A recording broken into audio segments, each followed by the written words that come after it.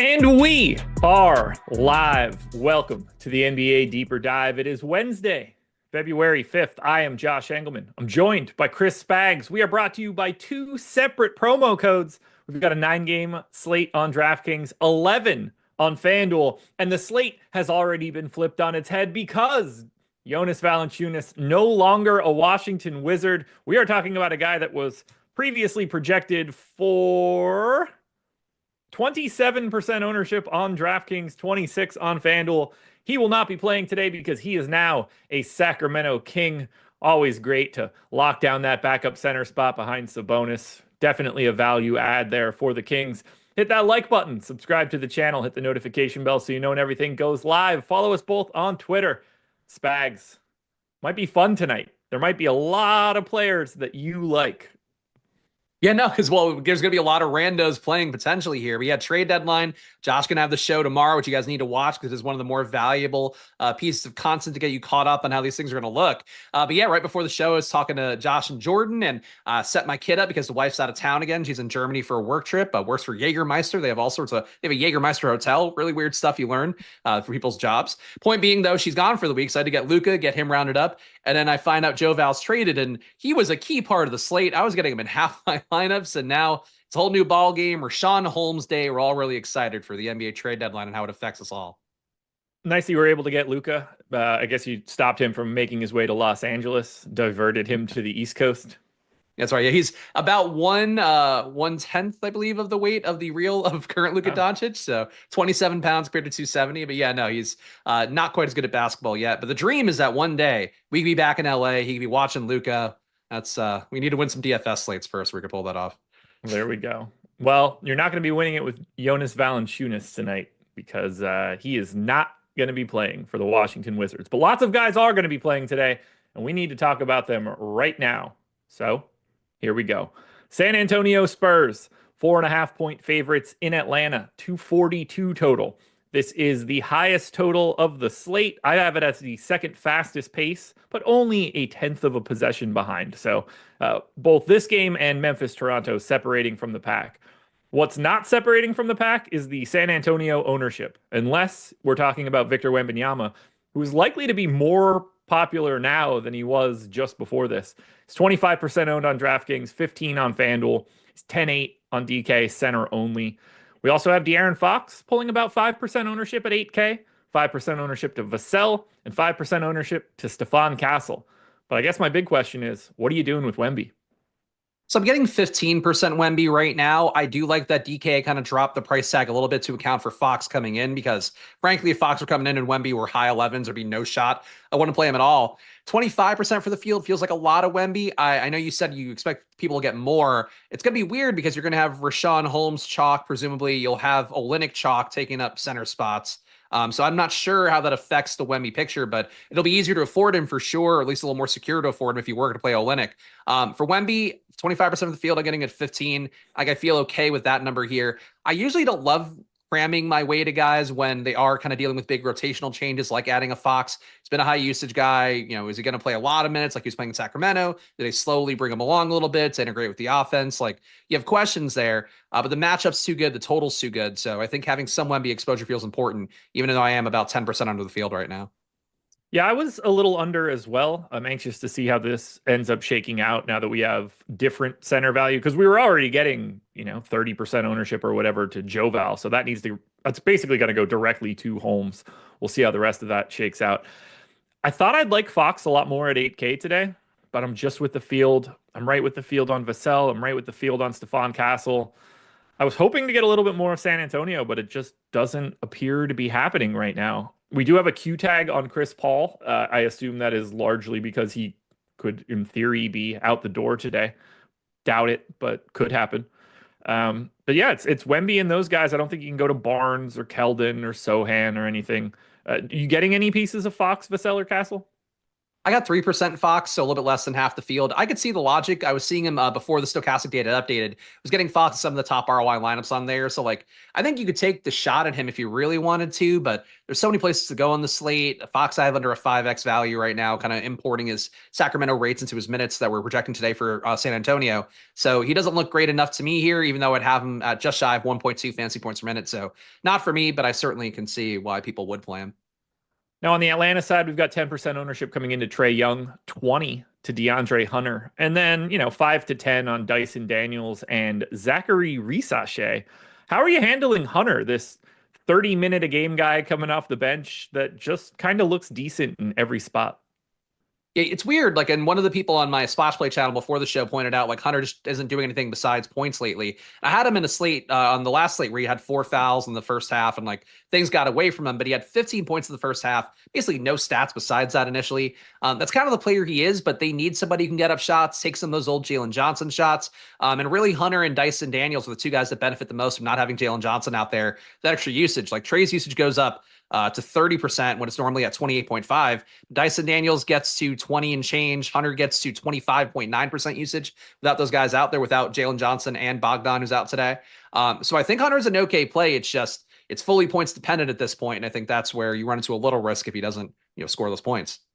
What do you do with the rest of these guys? Trae, Daniels, Okongwu is out there with no Clint Capella, Risachet. Does anybody jump out to you from Atlanta? I'm getting Trae above the field, which kind of surprises me. I've been mostly low on Trae this year because, again, his rates just don't jump enough without these guys who aren't available today. And also in general, like he's been down a little bit this year, more efficient, but the usage has been down. The assist rate's been down, or the assist rate's been up. But overall, just him kind of getting less shots up has made him less appealing to me in general. But getting a little bit above here, I still like other guys at that price range. I like Ant. I like Maxey as well. But I think that price range is pretty affordable now with some of the value we have. So you're getting Trae Young a little bit above the field, but I would prefer Maxey. I'd prefer Anthony Edwards. But he's another guy in that price range where, he works and he gives you a shot at 50 to 60, maybe 70 on a really lucky day. Yeah, I'm under on Trae, neutral on Daniels, a little bit over on Okongwu, which was surprising to me. The guy that I'm actually getting the most of is Risachet at 4,500, small forward, power forward eligible. He's in 15% of my lineups. He's projected for 7%. I think that could easily just go away in a different sim, but he doesn't look bad to me. I just don't have anything jumping off the page for San Antonio or Atlanta. Nobody's in more than 15% of my lineups, and the guys that are at 15 are basically the guys that are getting owned at 20 to 25. So I don't have any major takeaways from San Antonio and Atlanta, even though I thought that I might. It's a really good game total, good totals for both sides, but really just nobody looks like an outlier here because, Atlanta's now priced for their life without some of their key guys. San Antonio, they got to figure out the price when you're adding in another key component there. So I'm with you. Like the game kind of comes out weird, even though on paper it should be like one of your fantasy profitable games. Now we've got the Milwaukee Bucks as 10.5-point favorites in Charlotte, 223 total. We do have some potential news here for Milwaukee, though. Damian Lillard probable, Giannis probable, Brook Lopez questionable, Portis is back, and now Chris Middleton is, at least for today, a Washington Wizard not playing. Whether or not he's a Washington Wizard by Friday, that might look a little bit different. So we're getting 10% ownership, 10 to 15 on Giannis, sub 5% on everybody else. Giannis is fine. Probably looks a little bit better now that the Joe Val news moved around because that value opens up Giannis at power forward a little bit easier. But I don't have anything really to talk about for Milwaukee unless we get no Brook Lopez. Yeah, I mean, I'm getting 20% Giannis as it is. I just think there's enough money to go around right now with the value and Holmes being added in. So that value picture is going to make that, I think, even easier to do it. I prefer Jokic by a pretty wide margin in terms of my paying all the way up, trying to capture that ceiling guy. But Giannis, I have just shy of 60 fantasy points at his salary. That works. Power forward center. Always a little bit of an easier way to get to him now, especially if you are going to play those double value lineups at center today. So I think that Giannis is a strong play. I don't think he's anywhere near as good as Jokic on paper. But, going against Charlotte, weak defense, low pace spot for sure. But they have some guys that can maybe keep this game competitive too, like Miles Bridges has been playing well. So I think Giannis makes sense, and I'm happy to be a little bit above the field on him. I got 10% of them. I assume I'll end up in that 10 to 15 range. I had him 13% optimal, 26% boom at 70 fantasy points. We're going to need some big scores today, man, or this is going to be a really disgusting slate. I don't have anything else to say about Milwaukee. Like Middleton not being there, I don't think changes anything for the rest of these guys. They have enough bodies there, and I'm with you. Like, nobody gains a whole lot rate wise from not having Middleton, who's basically been playing off the bench anyway. So, yeah, I think it's kind of Giannis or nothing here. Let's see. We've looked through a couple games so far. Let's see if the portfolio EV tool has anything for any of these teams. So we looked at San Antonio earlier. Spurs have a 10 odd shopper rating on Jeremy Sohan under 17.5 PRA, an 8 odd shopper rating on under 1.5 threes made for Harrison Barnes, and a 7 odd shopper rating for under 22.5 PRA on Stephon Castle. Those are 3 really highly recommended plays in the portfolio EV tool. All 3 of them have 7% plus historical ROI. If you're available on DraftKings and BetMGM right now, I would go out of my way to hunt those bets down if you can. On the Hawks side, just to take a quick look, pulling that up right now. Maybe Jordan will beat me to it. He probably will. We have a 7 odd shopper rating on DeAndre Hunter's 3-pointers for today, under 2.5, but that actually does have a -4 historical ROI. So if it's not your cup of tea, I understand. There's not much else out there for Atlanta. And then finally for Milwaukee, 6 odd shopper rating, 2 separate plays, 1 on Taurean Prince under 1.5 threes, 1 on under 14.5 PRA, and a 4 odd shopper rating on under 13.5 PRA. The sports betting market, not a big fan of Taurean Prince tonight, which can't say I blame them. It's Taurean Prince. Get more minutes, though. Ooh, go ahead. Yeah. There's certainly minutes to go around with my boy not being a Milwaukee Buck any longer. Heartbreaking. Sorry to do that to you, brother. We get Charlotte, truly terrible basketball team, with a Q tag on Vasily Micic, which, if he's in, it doesn't matter because 3% ownership to Miles Bridges, 3 to Nick Smith, 3 to Vasily Micic are the high marks for everybody from Charlotte. If he's out, maybe we click on KJ Simpson's name, but I think we're going to be avoiding the Charlotte Hornets for the most part. They are currently the least owned team on the slate. Yeah, I've been liking Bridges as a tournament play on slates lately because I don't think people catch up to the fact that he just gets shots up like crazy when LaMelo out and Miller out. Honestly, even one of those guys. But with both of them out, he has about a 32% usage rate, 25% assist rate, about 1.3 and change fantasy points per minute. So, like, I like these guys. Theoretically, I would say too, with the amount of Giannis I'm getting, if you could somehow afford like a bring back from Charlotte, where I think if the game's competitive into the fourth quarter, it's probably Giannis getting there. It's probably Bridges getting there. And Bridges probably had a whole part of keeping Charlotte like within range.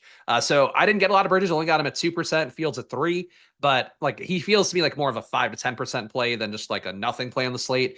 Same thing for Mark Williams. So I worry about the basketball side a little bit more with, where I feel like these kind of matches where he gets lost, whether Lopez is out there dragging him to 3-point line, or you just got to stop, Giannis attacking the rim over and over again. But at 8,700, he's got 50 to, high 50s fantasy point upside. I think he's worth more ownership than he's getting. These guys don't project well enough for me, and I have them as over 5x value, so I'm not getting there in the sim. But like, if I'm hand choosing guys, I'd probably hand choose Bridges and Williams a little bit more than I think they're represented. They feel underrepresented to me. I know you hate Charlotte, but like, they're just like the entire team right now, basically. Well, you can bet under 1.5 threes made for Josh Green at a 14 odd shopper rating, 6% EV. That'll make you feel a little bit better because cheering against Charlotte is a lot more fun than cheering for Charlotte. No, that's not fair. Bridges is a fun fantasy player. Again, I hate the dude. His rap song he put out, awful. Like, to see him and whatever guy was with him bopping to it, like it was a good song. Like, that's the worst part of any bad rap song, is when they show the video of them thinking it's a banger. I don't like the guy, but like, he's been like a fantasy asset, and people aren't paying enough attention besides DraftKings pricing, which is ticking up. Yes, it is. Cleveland Cavaliers are 5-point favorites in Detroit, 235 total. Cavs do have someone on the injury report for today. We were wondering if it would happen. Donovan Mitchell, questionable. Dean Wade and Isaac Okoro still out. No ownership really coming into Cleveland. Single digits on both sites. 9% to Garland. Everybody else is 5 or below. I actually got to 20% to Darius Garland, which I'm cool with, and he'll certainly look quite a bit better if Mitchell ends up out. Are you getting to any Cleveland if he's in? I'm getting 25% Garland right now, which is a lot. I have found him generally underpriced relative to projections. And I have, preferred him to Donovan Mitchell on the year, where he has been shooting better, a little bit higher assist rate. Usage is close enough, even though Mitchell has more. If Mitchell's out, obviously Garland would look like a much better play. Mobley more in play. But as it is right now, getting 25% Garland maybe feels a little bit heavy. I'm not sure how that'll move around with a little more savings, I think, opening things up. But I think he's kind of a good as it is. I wouldn't say mid tier, but like a little bit higher than mid tier guy who has a good shot at getting you 40, enough of a shot to give you 50. So I think he's a good play. Everybody else here not really working for me unless Mitchell's out. We got a new ownership run at 514. Wemby sitting at the exact same number of 26% ownership on DraftKings. Hmm. Just putting that out there. Didn't move an inch.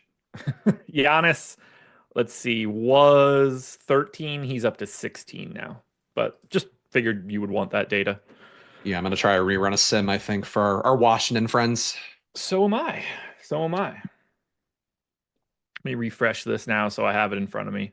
But yeah, I don't have much to talk about here for Cleveland. It all comes down to whether or not Donovan Mitchell plays. If he's out, that's a bump to Garland, Mobley.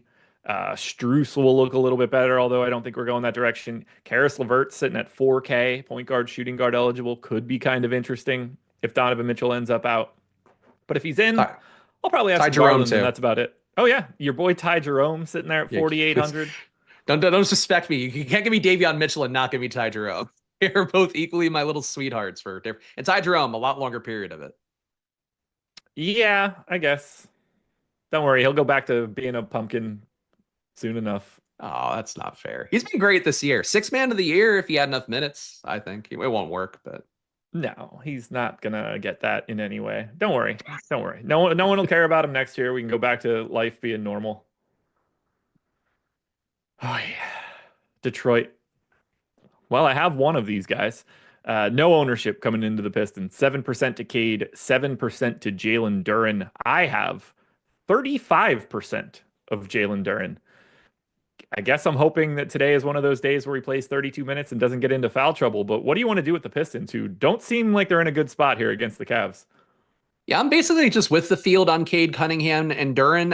If I were going to make a case for one guy, I'd probably want to make the case for Cade more than Duren. I feel like with the matchup and the fact too that again you have centers that are going to be a lot cheaper who can get you, I think, close to what you're expecting out of Jalen Duren in most spots. Obviously, Duren can come over the top, put up 50 sometimes. But I think for me, like I'd rather play a Holmes, I'd rather play an Olynyk, assuming that we're gonna get him as a starter. I think I'd take that shot over Duren personally. Cade, I think, is one guy who I'm getting at 7.3% right now, Field to 7.1, so not a stand right now. But he's the kind of guy with having more salary to go around, I'll get more of, and I imagine I'll probably get more of a Cade, less of a Trey Young that we talked about already. So that's it for Detroit for right now. I think these guys are okay tournament options at single digit ownership, but yeah, you're Duren Stan. I'm not on the same page. I think that's going to go away for you too, if I had to guess. Yeah, I would imagine that comes down pretty naturally. I've got a sim running. I think it was just happening out of, there just being some functional leverage to a relatively low-owned center that plays some minutes. I would imagine I'm going to end up with quite a bit more of some of these other guys right now. And it's not like he graded out all that well. I do think Cade looks the best, but 10.5 is a very big price tag at this point, and he's not exactly getting a fun matchup for himself with Allen and Mobley patrolling the rim. Let's see. Do we have any interesting bets for Detroit? 9 odd shopper rating on Tobias Harris, under 1.5 threes. It's minus 166 at FanDuel. Negative historical ROI. You can get it at PointsBet as well. Probably not the bet that I'm going to go crazy for. Not one I would be batten down the hatches to get. So hit that like button if you're here. 1,200 people in the door already. Only 98 likes. That's an embarrassing number. I think you guys can get it to 200.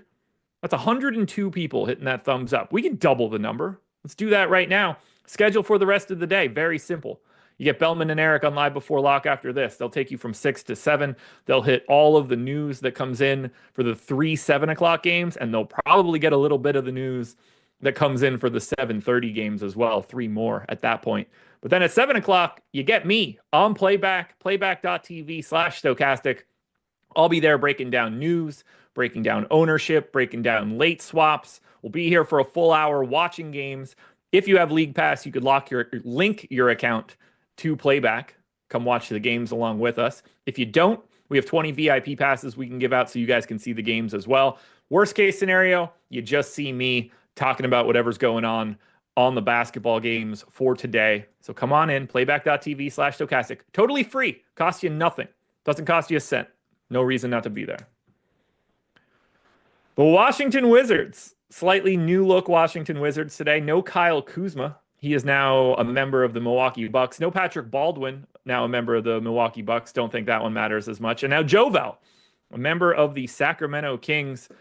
We are getting 40% ownership to Jordan Poole, 30% ownership to Rashawn Holmes, 15 to Bilal Coulibaly and Bub Carrington, and then some scattered ownership to the rest of these guys. Let's start with Poole. 6,500, point guard only, no Kuzma, and plays real minutes in competitive games. If they're ever going to have a competitive one, Brooklyn seems like the team that would do it. Yeah, I'm getting a lot of Poole now. I'm getting 57% of my top 150 lineups just reran a sim with Poole. I was getting him a lot before. I do think this is the kind of matchup where Poole should go off. I haven't adjusted the rates for without J-Val, but court time without Kuzma and without Alex Sarr, he's been about a 1.27 fantasy point per minute guy this year. Has Jordan Poole, enough of a sample size too. Usage goes up, assist rate goes up. He basically becomes like kind of the key driver of the offense with Kuzma out as well, obviously being a big part of that. So I would say for Poole, he's a really strong play. Brooklyn, hard to imagine them running away with this one. Washington has looked spry at times, awful at others. I mean, look, there's always a chance of a blowout with two bad teams, I guess, but should be a competitive game. I think Poole's a guy who's going to be part of that. And now at this point, like the usage has to go somewhere. And Coulibaly, Brogdon look okay, but like Poole is like legit and very good without Kuzma on the floor. Yeah, I got 20% of Poole. I wouldn't be surprised if I get a little bit more when I really dive into the rates. I assume I get a little bit more usage. 30% ownership right now projected to Rashawn Holmes, who I think we're all assuming is the starter here for the Wizards. 3,400 center only. I got to 20%, and I'm just going to loop this in right now. I got a lot more of a flat 3K center in Tristan Vucevic. So he is currently projected for 7% ownership, the likely backup center, potentially the starter. I mean, they could go either direction here. It makes no difference. It's the Wizards. How do you want to balance Rashawn Holmes at 3,400 and Tristan Vucevic at flat 3K? So I have the exact same situation as you. I'm getting more Vucevic than Rashawn Holmes. I think it's because Stokastic has Vucevic at 20 minutes, Holmes at 24. And Vucevic has been, honestly, these guys are basically the same per minute performer. 0.97 fantasy points a minute for Holmes, 0.95 for Vucevic. Vucevic has a little more usage, though. So I think in my projection set, he's getting some more points because of that, because you're vacating a lot of usage left behind from Kuzma and those guys. I've no issue with Vucevic. I've no issue with Holmes. I am under on Holmes, though, 24%, and way over on Vucevic getting 32. And frankly, like that's how I usually want to play these spots anyway, where you have kind of fragile chalk and the backup can just easily take a run from the starter. Like if Holmes is the starter, great. He's not guaranteed those minutes, though, because Vucevic could outplay him, could close the game. So getting these guys pretty close to even feels good. And right now, the Fields ownership, 5x Holmes. So yeah, it's a little bit weird to be higher on Vucevic than Holmes, but I think that actually makes sense where I'd want to play a DFS slate. Yeah, I'm expecting Washington Vooch to gain some ownership over the next hour and a half, and I don't think this will look as extreme as it does right now. But they both look really good. They both look like outstanding point per dollar plays. They're both really good value options. I probably wouldn't be trying to play them together, but they're going to need 48 minutes of center in some way, and these guys aren't exactly expensive. But we do have, like your Jokic's and your Wemby's out there that make it a little bit more difficult to go double punt. I don't think it's crazy, though. But I'm going to have a decent chunk of Washington Vooch, and a decent chunk of Rashawn Holmes because I don't think it's avoidable. What else do you want here, though? Do you want Bub Carrington at 3,300? Do you want Bilal Coulibaly at 5,500? I'm getting a bunch of Carrington. I'm not getting as much Coulibaly. Get a lot of Carrington, getting him at 25%, so above the field's 15. Not really a big fan of Carrington. He's been playing at a 0.7 fantasy point per minute pace this year. Not very good, but getting more minutes at this point. There's opportunity to go around now with the guys who are out, so I get why I'm getting there, even though if I'm kind of massaging ownership more, I probably wouldn't be that above the field. I am up on Coulibaly as well. As the chat's pointing out, he has been hot lately. It's not really the reason I'm going there. It's more that he does gain pretty big rate bumps from not having Kuzma out there, in addition to the fact that he's projected to play 35 minutes in this game. So mid-30s minutes for a guy who's been on the upswing, kind of fills in that Kuzma role pretty well, but Kuzma hasn't been out there. I think Coulibaly is a good play, but at his price tag, you're not getting a great value, but he's still shooting guard small forward, so I have him in 20% of my lineups. Bub, I don't like, even though I'm getting him. I'm getting more Bub. I don't like him. Getting less Bilal Coulibaly, and I do like him. Kispert, Keyshawn George, Brogdon. Is there anything else here for this, whatever we want to call the Wizards? No, honestly, not a lot else here. I feel like if it were a higher pace matchup, maybe I'd get some more Keyshawn George, but not really seeing that. He's a 5x value, so I guess he'd be kind of your lower owned pivot point. If Koulibaly, Poole fail, maybe Keyshawn George did one of his days where he puts up 23s and hits 5 of them and he does something useful. But if like functionally the projection's not good enough to get there, I don't think. There's a 24 odd shopper rating on Corey Kispert right now, under 19.5 PRA. Oh, sorry, down to 15 odd shopper rating now, minus 120 at DraftKings. Bilal Koulibaly, over 1.5 threes at plus 160 is a 14 odd shopper rating. If you want something that you just want to cheer for, we don't have a ton of overs that pop up. Most of the value is going to end up being on the unders. But over 1.5 threes made for Bilal Koulibaly, 7% historical ROI on DraftKings. It's only been up for 3 minutes. I don't think it's going to last long because of this Wizards news. Move quickly. And then we get to Brooklyn. This team is a team that I was not expecting for today. So Nick Claxton's available. No Boyan, Noah Clowney, Max Lewis, Melton, Cam Thomas, Trendon Watford, Dariq Whitehead. Day'Ron Sharpe is questionable, which is interesting. But Cam Johnson's just not on the injury report today. Could you imagine if he goes out there and plays and gets hurt? How insane it's going to be. I just assumed there was no chance he's playing. D'Angelo Russell is not on the injury report. He's playing the back-to-back. So we have 9% ownership to Zaire Williams. Everybody else is 3 or below. Is there anything worth having here for Brooklyn? Because the matchup is awesome. I'm getting a lot of Zaire Williams. Okay, yeah, I'm also getting Zaire Williams a lot. 25% for me there. Surprised to see that number, honestly, because it is getting to be a little more of a crowded group. But Zaire's been playing, roughly high 20s minutes, sometimes a little bit over 30 in the last couple games. So I get why I'm getting there. It does feel like a really weird situation to have Cam Johnson, because I noticed this too on this injury report. It's like, what are they just going to get ruled out later? Because like Cam Johnson hasn't played for weeks. D'Angelo Russell usually not playing the back-to-back. And that's not the case here. So you're getting kind of a weirdly priced lineup that I don't trust the Zaire projection, to be totally honest, for myself at 4,900, but it's a good price tag that works. So I think being with the field on that makes sense. I don't know if I want to go crazy on it as I am right now with 3X. But that's the only play I'm getting here. Like, it's just, I don't get what Brooklyn's doing, to be honest. Like, they're a team that's like legit tanked games. Like, a couple of weeks ago, they played the Kings and they pulled Russell in the fourth quarter when they could have won the game. And it's like really odd to me that now they're like going and they won that game the other day versus Miami or whatever it was, like crazy fashion. And I don't know what's going on in Brooklyn. It's a weird team in every possible way. Yeah, it's nuts. So I got a bunch of Zaire. I don't really have anything else of Brooklyn. I'd prefer to have nothing.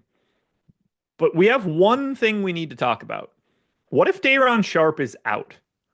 What happens at center? Who's the backup center? Are we more interested in Claxton? Are we then looking at Ben Simmons or Tosan Uwoman? I don't know what we're doing here.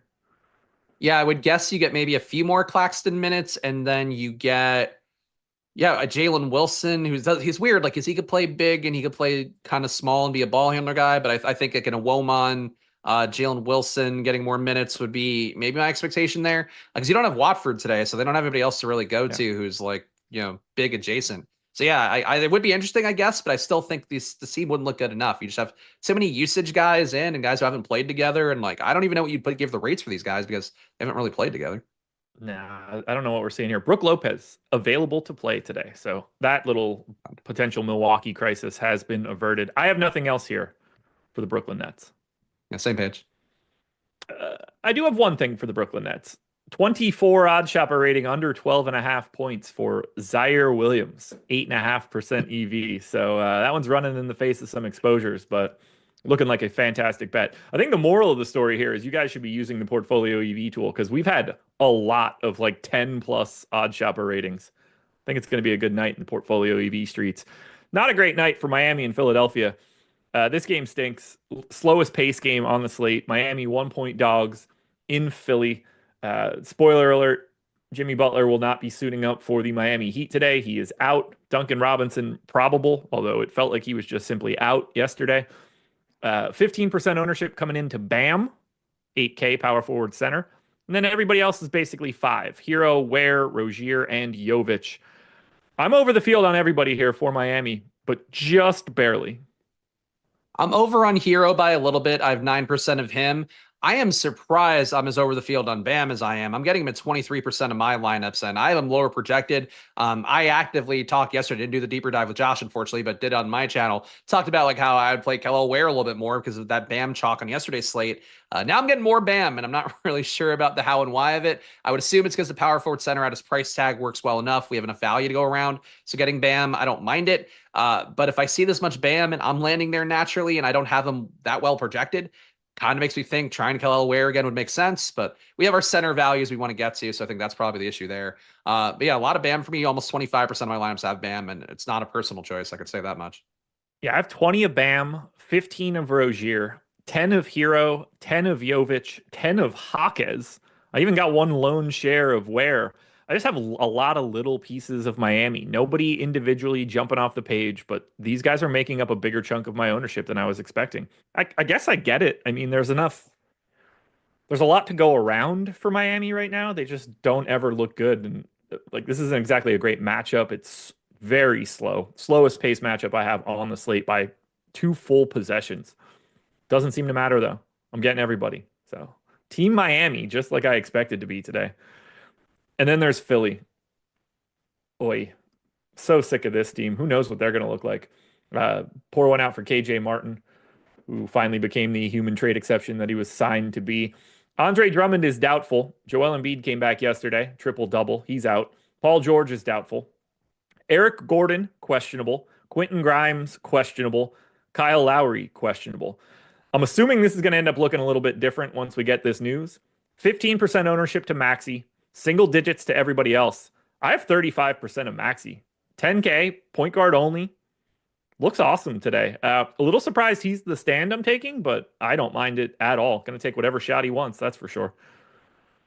Yeah, I'm getting over 25% Maxey as well. Nice. He fills in pretty well whenever you have Embiid and Paul George out. A little bit of a concern maybe for the back-to-back for him where he's playing pretty big minutes, and Miami is a team that's going to come out and be pretty aggressive and all that. So I would kind of just throw that out there just as a thought process. But like, it seems like even if they were getting smoked, Maxey's probably going to get you to at least mid 30s minutes, low 30s, and have a shot at having that outlier outcome. So yeah, I think he works well price wise. The rates for him take a pretty big jump up without Embiid and Paul George. 33% usage, 35% assist rate, which are all market increases. I would have him at 1.36 fantasy points per minute today. So he's the play for me here. A little bit of Yabusele as well, just about 5%. And I guess the same amount for Oubre, but not really big stands for those guys as much as it is for Maxey.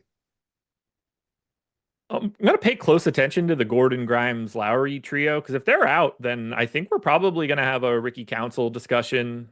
Bona at 3,300 is like mildly viable, but we have such good real backup center value that I think he might just get drowned out a bit. Do you think you'll end up on anything else from Philly? I think Edwards would start to look better for me because he's at 4% owned right now. And I guess Stokastic already has him at 31 minutes. So I don't know how much better he would get, but theoretically, I think I would end up assigning him a few more points potentially with these guys being out. But I agree with you. Like, Council would definitely get more minutes that he's projected for right now. And I think maybe Edwards would too, and Oubre would start to look a little bit better. I think they would all require a fresh look, but I don't know that any of them would be like a jam him in every lineup kind of play. Not a single positive odd shopper rating play on the Philadelphia 76ers right now. So we can move it on to the fastest game on the slate. From the slowest to the fastest, Memphis Grizzlies, 10.5-point favorites in Toronto, 236 total. Now, the Grizzlies have a very weird injury report today. And they always do, but today is still very weird. Desmond Bane is out. Brandon Clark is questionable. John Conchar is questionable. Marcus Smart is questionable. Vince Williams is questionable. That is giving us 10% ownership to Triple J and 5 or less to every single other Grizzly. Now, if all 3 of those questionable guys end up out, we'll probably squeeze a little bit more value out of a Memphis team facing a really crappy Toronto team. But right now, I don't see many priorities. If I'm getting anybody, I want it to be Triple J. I have 10% of him and 10% of Kennard. Yeah, I'm on the same page as you. I'm getting Jaren Jackson about 7% right now, I guess closer to 8. Fields at 12%, but I think he's the same reason as Bam Adebayo. I would have Bam a little bit higher right now with the guys all playing for Memphis, so that's the reason why I'm getting him. But basically, I think the power forward spot's hard to fill, and with the value opened up, having about an 8K-ish or 8 to 9K, let's say, power forward in there. Seems like it works well in the builds that I have. So Jaren Jackson fits that build. I don't think he's a great play on his own necessarily, but a good enough play to kind of fit lineups that you're trying to hit where you have that money to spend and need a power forward. So yeah, I think a decent play at his ownership of 12%. Let's say Clark, Smart, and Williams all don't play. Do you want GG Jackson? Do you want Aldama? Do you want Edie? What else is there for you? GG Jackson gets a little more interesting. I'd probably get more Aldama would be my guess because he's already appearing as a decent value for me, but there's just better values instead of him. But if you gave him a few more minutes or a few more, points coming his way because there aren't guys out there that are normally producing pretty well, I think I would get him more. So I would say Aldama would come in more. I think I could see GG Jackson. It feels a little point chasey, but the minutes would come up enough if they were to be playable. But I think everybody here would look a little bit better. I would just favor Aldama. And I would say Morant and Jackson too. I think just getting a little bit more of those guys, just how the projections would work. Let's see if we've got any nice bets hanging out there for the Memphis Grizzlies right now using the portfolio EV tool. We do, two of them. 9 odd shopper rating. Luke Kennard under 2.5 threes made at -160. That's hanging out there at DraftKings. And then Zach Edey under 8.5 rebounds -120. That's an 8 odd shopper rating. Both bets 4.5% EV. Grab them, guys. You could build a hell of a betting card just from watching the deeper dive and grabbing like the top 10 plays we go through. Like, that's a fun way to sweat this slate out, I think. Or I think another fun way. Go on Twitter and look up coin toss prop bets. Those will work too. Those will work. Yeah, probably a better EV, I think, on the odd shopper tool than some of the things you're getting on other platforms out there. This one's not going to be fun to sweat, but we're going to have to go to this team regardless. That's the Toronto Raptors. They are quite short-handed. Damian Lillard available to play. Bobby Portis available to play. RJ Barrett is out. He's in the concussion protocol. Jakob Poeltl is out, right hip pointer. He got hurt yesterday. Emmanuel Quickley is out, just not playing the back-to-back. Chris Boucher is questionable for this one. That is giving us 10% ownership to Scotty Barnes, 10% ownership to Jamal Shed, 15 to Grady Dick, and then 50 to Jacoby Walter, and 50 to Kelly Olynyk. Let's start with the 50s. Walter got the start yesterday. We weren't really expecting that. Now they're even more shorthanded. I assume he's getting it again. 3,200, shooting guard, small forward eligible. He looks to me like the easiest name to click on this slate.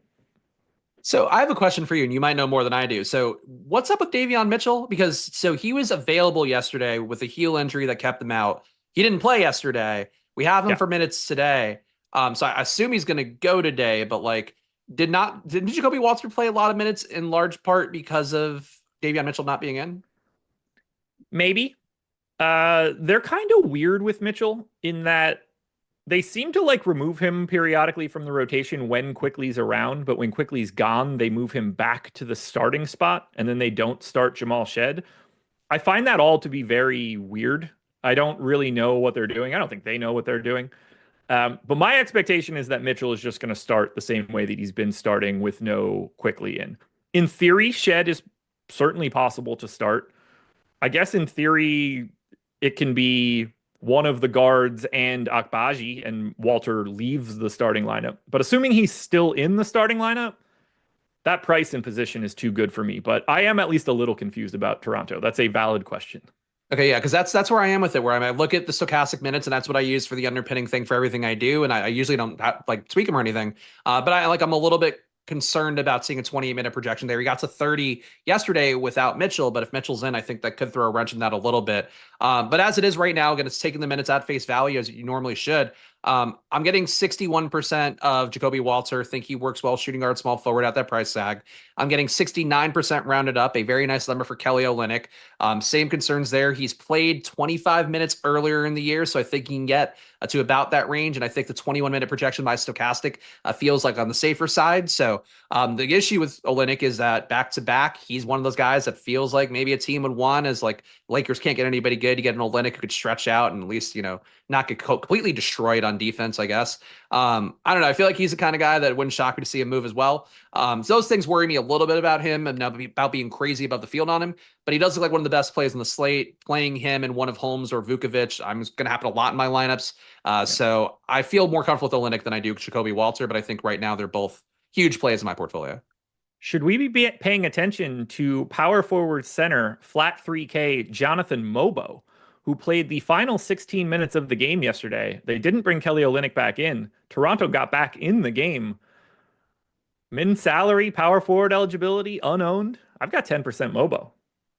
Yeah, I didn't get much MOBO with the ownership being at 9% here. I got 1% flat. I think the minutes came down enough here where I'm just not getting there. I think because of Boucher being into doesn't help for me. But I'm with you. Like I saw the rotation, saw that he did get those minutes. Orlando Robinson also got in for a stint yesterday, but it was like mostly MOBO than playing with the real group for the Raptors. So yeah, I'm with you. I think Mobo is leverage against Olynyk. I think if he gets minutes, Olynyk's probably go down. But I'm not on Mobo right now. I'm actually a lot more, and I feel like it leads to the jokes too well. I'm getting a lot of Dick once again. My lineups are getting filled with Dick once again. He was one of my priority plays yesterday. I ended up being in the winning lineups at 4K. Same thing for him as well. 4,200 again. No Barrett, no Quickly. It all just leads to more usage for Grady Dick. So he's another strong play here. Not as much of a priority in terms of ownership as the other guys we talked about, but I'm getting 24% of him as well. So I know you mentioned on the strategy show, Josh, but like this is one of the biggest DFS principles I think people miss sometimes. When you have key players out who have a lot of usage, Pirtle, Quickly, Barrett, everybody who's available just looks better because they're all NBA players going to put up similar stats or some amount of stats. And Toronto's like the most crucial team on the slate right now because of that. Hold on, I got to send this guy on his merry way. Goodbye, Nolan Watts. Yeah, I got 20% of Dick, so I got a little bit more Dick than everybody else, which feels about right. Neutral on Scotty Barnes. Now I am lighter on Walter and Olynyk, but they are fantastic plays. They're cash game locks at this moment. I'm actually getting a little bit of Jamal Shed, which I don't enjoy, but maybe that'll look a little bit better. I'm intrigued by Mobo, but the Tristan Vucevic piece is going to complicate those matters at least a little bit. Toronto looks awesome though. They're the most owned team on the slate. It's not close, and they deserve every bit of it. Well, I guess technically Washington's close now. When I looked at this earlier today, they still had Kyle Kuzma and Joe Val. Things change. They do. They do. You can change your life by getting the Portfolio EV tool for 75% off using the promo code SB75. The link is in the description. We've been sharing the tool the entire time. There's bets popping up for every single team. You guys could have those without me having to tell you by using that promo code and signing up. Link in the description. There will also be one in chat. It's the best tool. I don't know how else to describe it. It's the best thing we have. It's better than all the stuff we have for DFS, and the DFS stuff is great too, but this is the way to slowly build a bankroll. Take a market-based approach to beating the books. Get expected value, expected win rate. We'll size your bets for you based on your bankroll. You'll shop around for the best possible lines. It's not just for sports books. You can do this for pick'em sites as well. We've got odds boost calculators, parlay builders, all of the advanced data, all of our historical recommendations. So you can sort through all of our historical data, find the angles you like the most, save that portfolio, and then get alerted anytime a bet fits that criteria. It's perfect. And you're seeing the screenshots right now over and over and over again. People are finding success here with the Portfolio EV tool. We've got plenty of content on it. If you're interested, and you should be, oddshopper.com, link in the description or chat. Again, 75% off all the way until Super Bowl Sunday.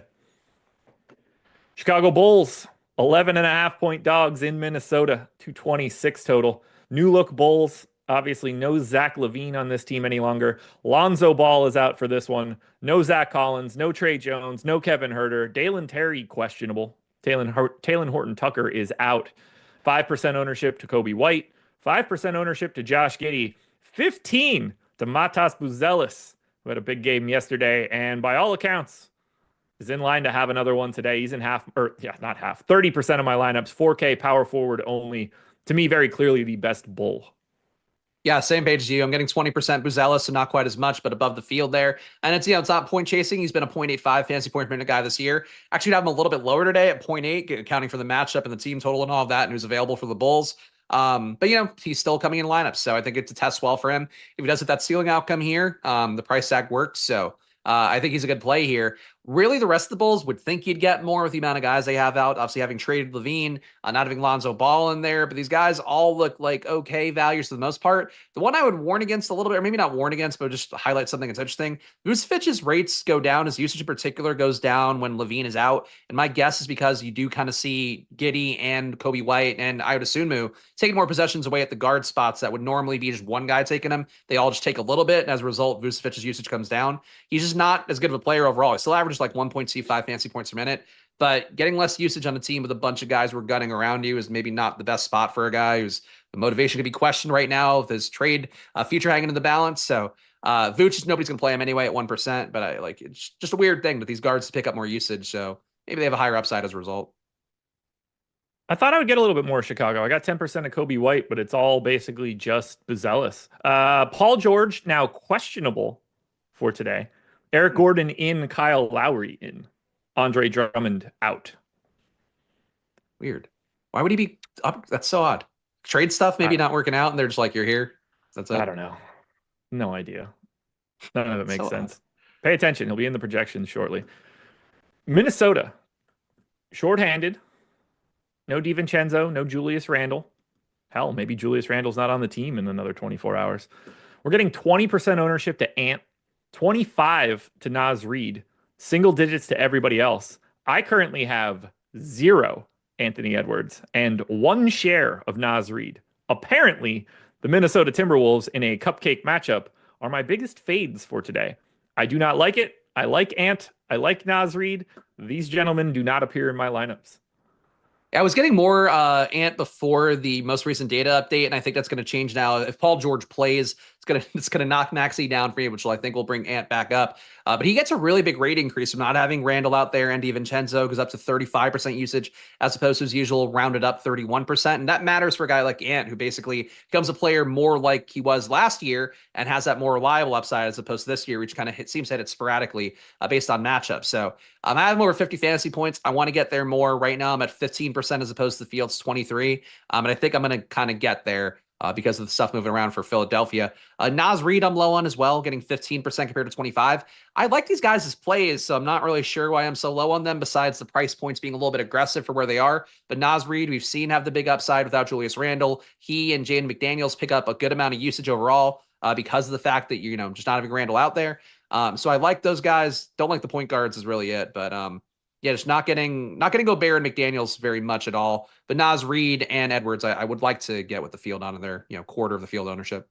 I thought I'd get a little bit more of these guys, but I think we've just had DiVincenzo and Randall out long enough that the prices have come up a couple $100, and we don't squeeze the same sort of value out of Minnesota that we had been over the past week or so. But I'm hoping I end up with a little bit more Ant and a little bit more Naz Reid. I don't need to have 5% of two guys that are 50% combined. That seems too aggressive in a matchup that looks absolutely amazing on paper.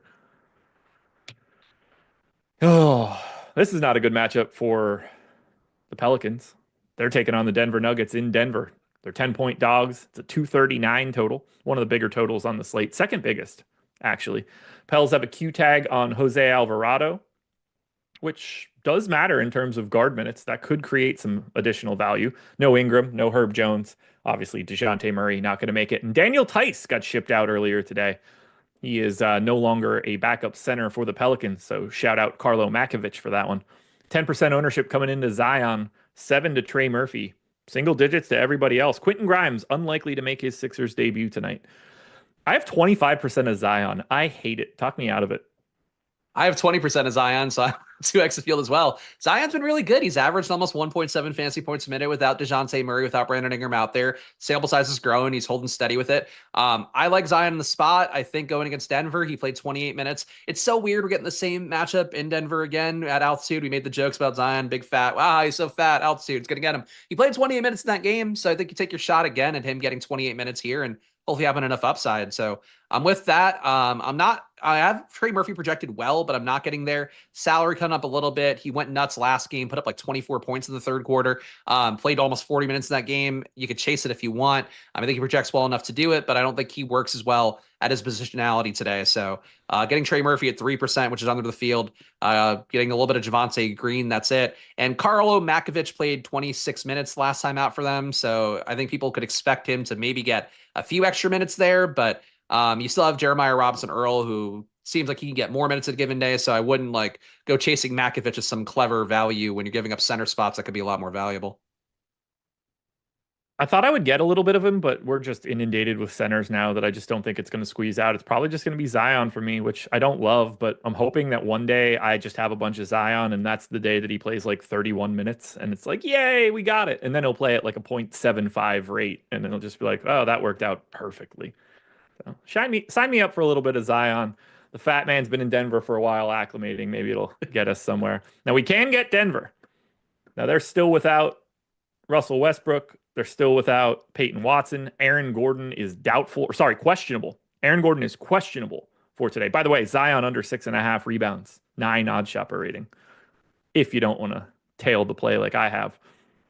15% ownership to Murray, 15 to Jokic, 15 to Porter, 10 to Brown, 10 to Gordon.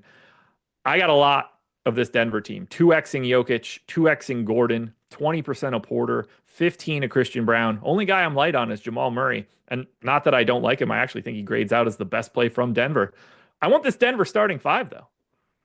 Yeah, I am high on Jokic and not much else. I was getting a lot of Gordon earlier, but I think the value moving around has changed that. Gordon, I still don't mind, but yeah, I think Stokastic had him earlier for 30 minutes. Now it's at 27.5. That's honestly enough to make it a situation where you're not getting endless Gordon, you're just getting a little bit. So he's one of those plays where if you want to take maybe a little bit less specious value, him at 8% owned, I'll give you one of those guys. But Jokic, I'm getting at 41%, so almost 3x the field on him. I'm happy to do that today. I have him just shy of 70 fantasy points. Our pal Josh here on the stream the other day mocked me for saying Nikola Jokic being at 2 fantasy points per minute is probably not a great projection. He ended up, I think, at 1.99 last game. Today I'm at 2.01 fantasy points per minute, so let's go back to the well. But he's really the only guy in the league where it's like you see 2 fantasy points per minute, you're like, all right, that's doable, especially against New Orleans, this high of a total again. So I'm back with Jokic, and I have no issue with being above the field there. Now I'm loving Jokic today. Even at 12.8, he's just so damn good. He's going to carve these guys up. I just want to have a bunch of Denver. If Aaron Gordon happens to be out, how much of a $3,600 Zeke Naji do you think you end up with? I mean, would it be Najee or would it be like Strother getting more minutes and Brown getting more minutes and everybody getting more? Because like I don't know that I would go crazy over Najee at center with the other guys we have. Agreed. I can see the logic though, but I think everybody would look better. I'd probably get more Porter Jr. would be my first thought because I've been getting him a good amount lately. And I could see getting a Najee tight, but I'm not sure it'd be Najee specifically. Yeah, I don't think it would create too much. The minutes, I mean, he could play his way into a lot of minutes. That's the scary part. Got 31 last time out with no Gordon, no Watson, no Westbrook. Got 22 the game before that when Gordon played 30. So something to keep in mind if he's going to be able to play like 28 minutes. That is going to be a relevant number. That'd be 23.8 fantasy points at 3,600, 6.6x. There's something there, maybe. Something to pay attention to, at least. He might be a little bit of a sneak pivot, the 9 o'clock spot that nobody's going to be getting to. So pay attention to it, at least, because that Gordon news will matter. Do we have any Nuggets bets? Everything is under a 1 odd shopper rating. So adios, Nuggies. Let's get to the final game of the DraftKings slate. Golden State Warriors, 6-point favorites in Utah, 224 total. 8% ownership to Wiggins, 15 to Steph, single digits to everybody else. There's no chance I'm rostering anybody other than Steph or Wiggins. Maybe a share of Draymond is fine. Everybody else dead to me. I certainly don't want it. Are you getting any of the Warriors? I'm getting 5% Steph, 5% Wiggins, so under on both guys, but not a full fade. I'm with you. Nothing stands out that much here. Seems like, well, the trade rumors aren't calming down for them, but the Wiggins to the Heat thing, I presume, is gone now because of, well, I guess maybe not. But anyway, there's Wiggins could get traded because he was being the one who was in the Durant Butler stuff that was out there. Doesn't really matter that much, though. These guys are all 5% plays. I don't really want to be there that much. Nope. We are on the exact same page here. I don't ever get to the Warriors, and I am totally cool with that. I have 2 shares of Steph. That's fine. Draymond under 5.5 rebounds plus 118 on FanDuel. 7 odd shopper rating. Sign me up for that one. Then we get to Utah, another team that is just absolutely dreadful right now. Laurie Markkinen questionable. Colin Sexton already out. Single digit ownership on DraftKings and FanDuel for the Jazz. I have 10% of John Collins and 10% of Jordan Clarkson, who got increased minutes last time out. You getting any Jazz parts here against the Warriors? I mean, I'd love to hear you getting some John Collins potentially. I'm getting 13% John Collins. Think he's an Okay. appropriate priced guy. He's been great this year relative to John Collins' expectations, at least with 1.2 fantasy points per minute. So getting him at that price tag works. Nothing else here stands out that much. I got 5% Jordan Clarkson. There's obviously some opportunity up and up by not having Sexton out there. But you still have 3 guards with Collier and with George and with Clarkson that do different high usage things relatively. So yeah, not a big benefit from Sexton being out here. The guys kind of all seem appropriately priced. Yeah, this is a very not appealing game to talk about. There's no real ownership coming in. In terms of late night hammers, Warriors Jazz isn't one. Denver, a little bit more so. Taking the under on 7.5 assists for Isaiah Collier as a 12 odd shopper rating, that looks a little bit better. Maybe you want the under 23 PRA on Walker Kessler at DraftKings.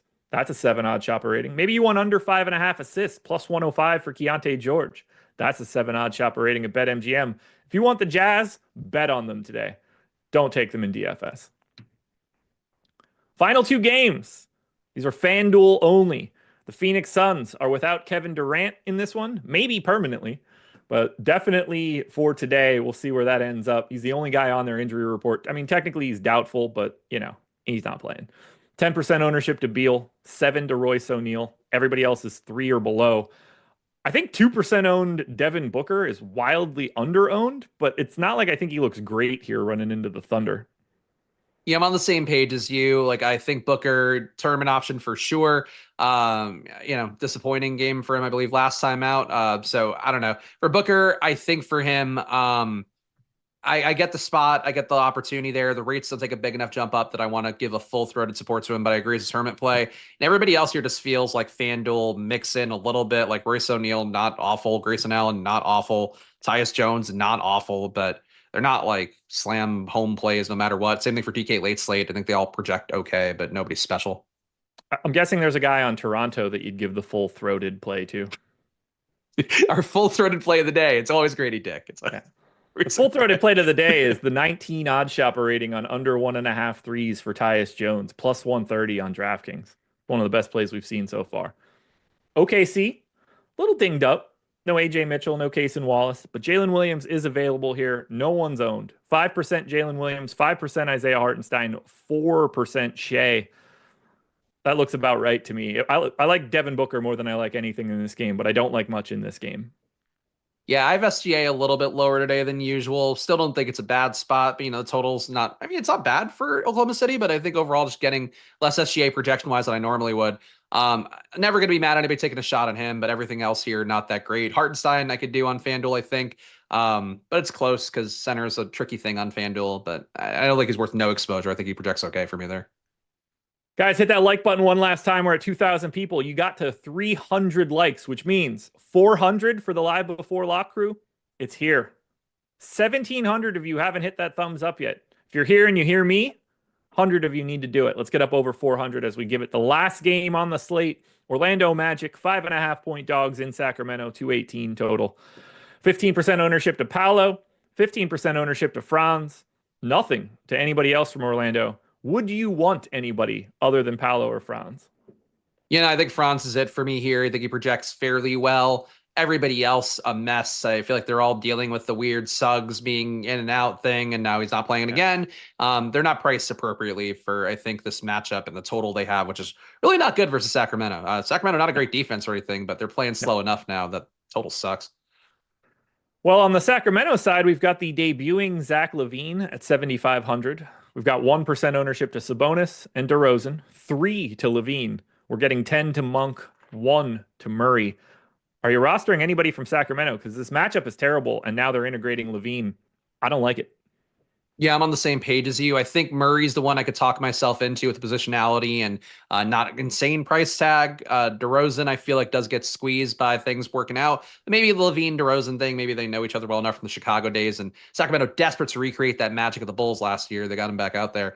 But I think DeRozan and Murray be the ones I would consider playable. But again, the late games just don't have the same level of value and opportunity. It feels like as the other games.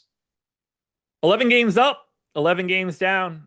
Only 356 likes. You guys are sleeping at the wheel, but 44 more while we make this transition. Sounds great. Spags, before we go to live before lock, tell the people where to find you. You can follow me on social media at Chris Spags, and please do check out my NBA YouTube channel. I do videos before this one every day, looking at my projections, comparing to Stokastic data, looking at the betting markets out there. It's a really valuable video. It's valuable for me if you go subscribe over there and let me look really cool so I could sell more ads and shit. There we go, everybody. Go check out Spags' stuff, hit the like button on the video, and enjoy Live Before Lock, which is coming up right now.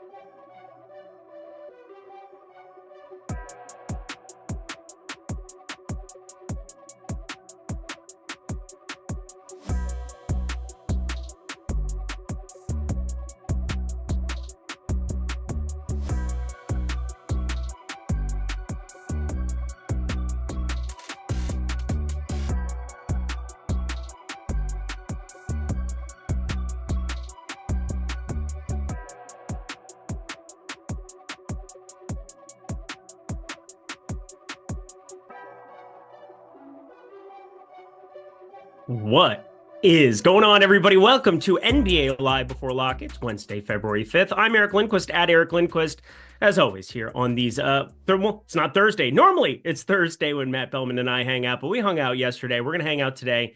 And then I believe it's going to be Greg and Belman, as I'm going to be with Spags tomorrow as I go to the deeper dive for Thursdays so that I can get some sleep. Because, you know, some of these text threads out in the world, we're trying to put in that work, Devin. Don't give up. That's a great commercial. But my guy, at Fantasy Tips, Matt. His name's Matt Belman. He's out there in the great state of Ohio. How you doing, my dude?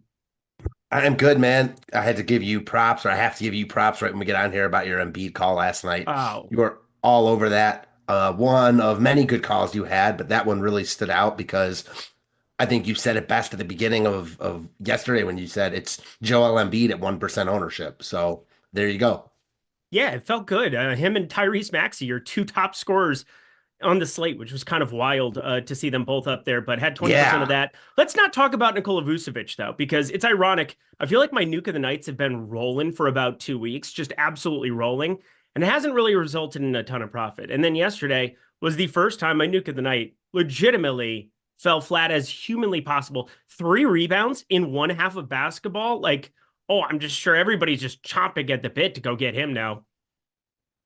Yeah, that was quite a performance. And the Bulls ended up winning that game too. Oh, no, not really due to anything he did, in spite of him, one would say.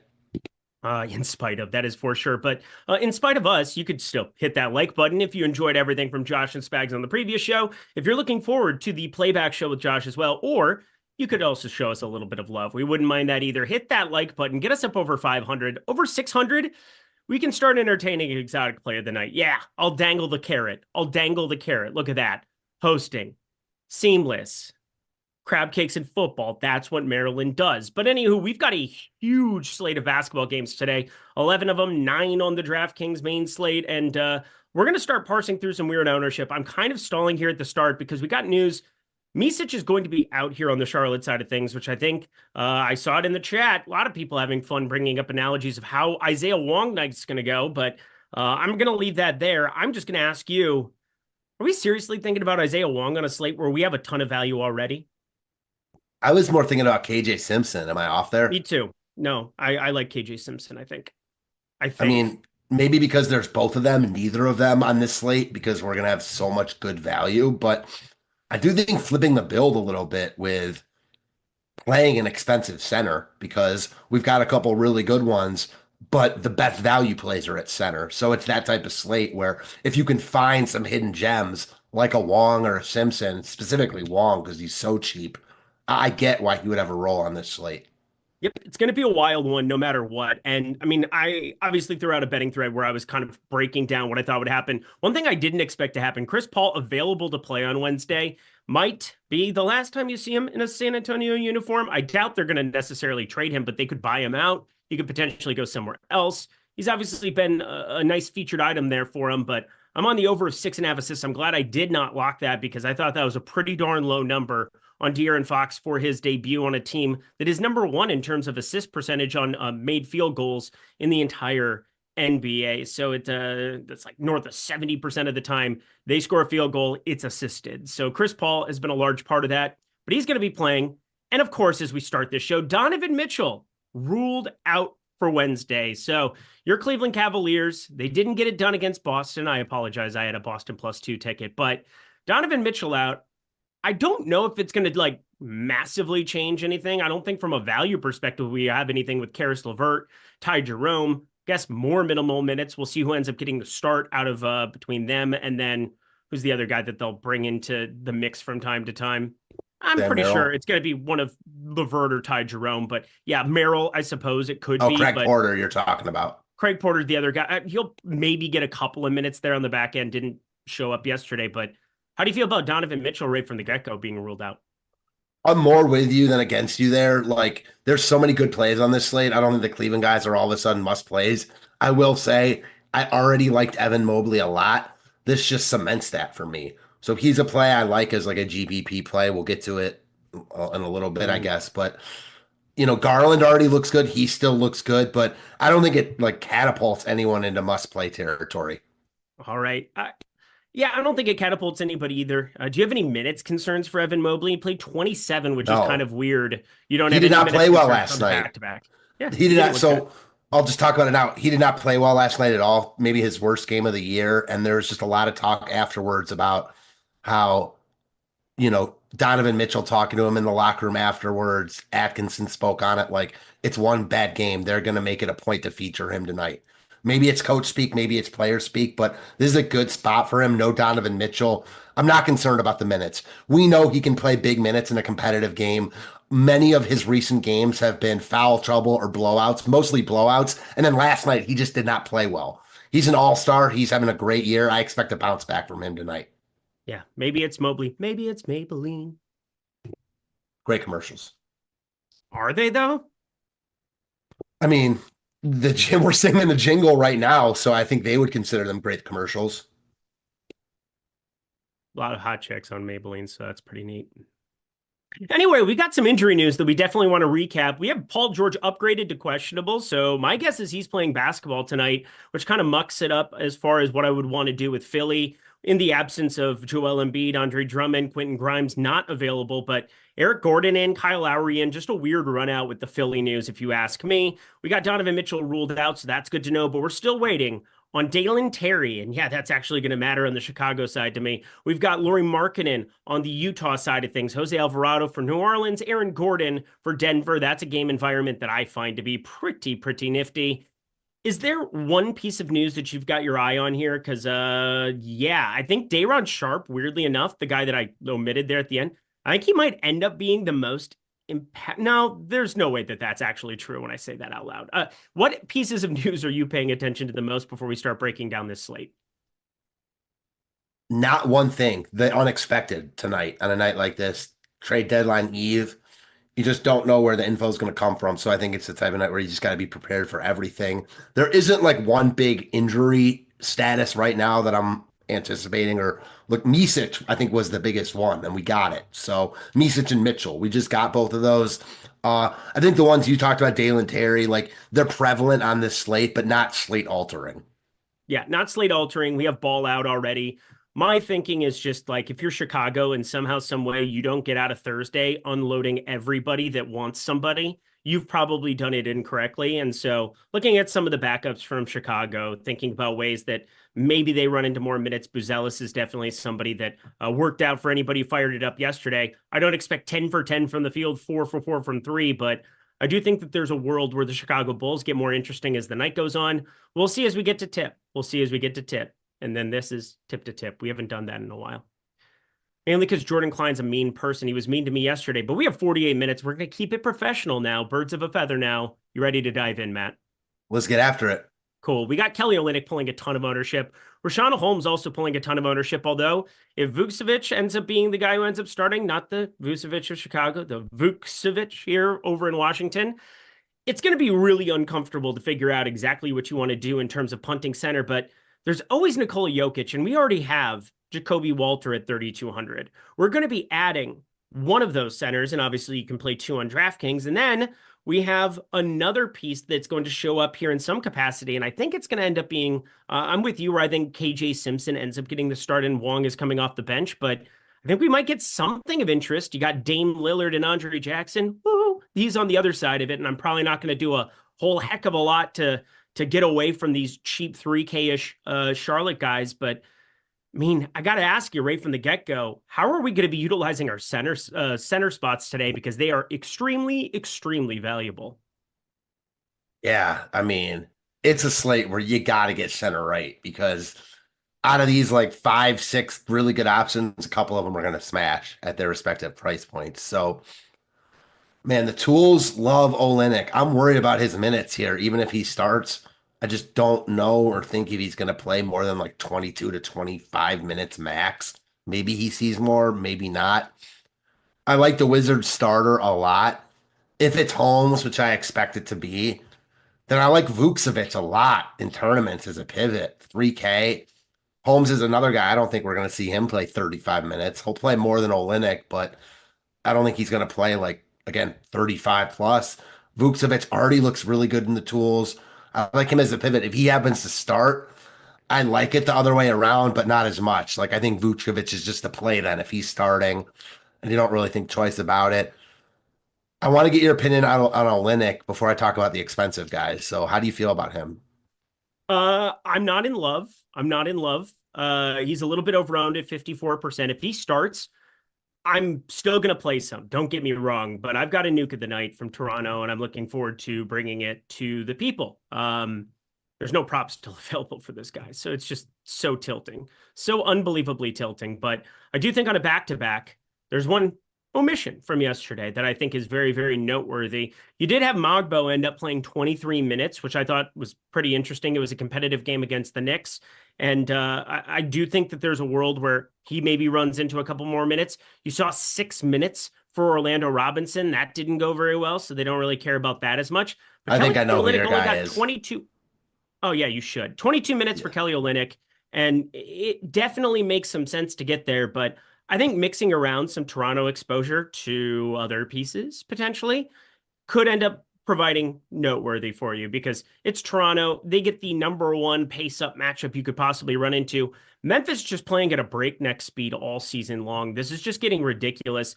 104.9 possessions per 48 minutes. Ja Morant, no wonder he's hurt all the time lately because he is just up there running and gunning, no pun intended. But Ja Morant, man, they do not slow down with him at the helm. Luke Kennard, Scottie Pippen Jr.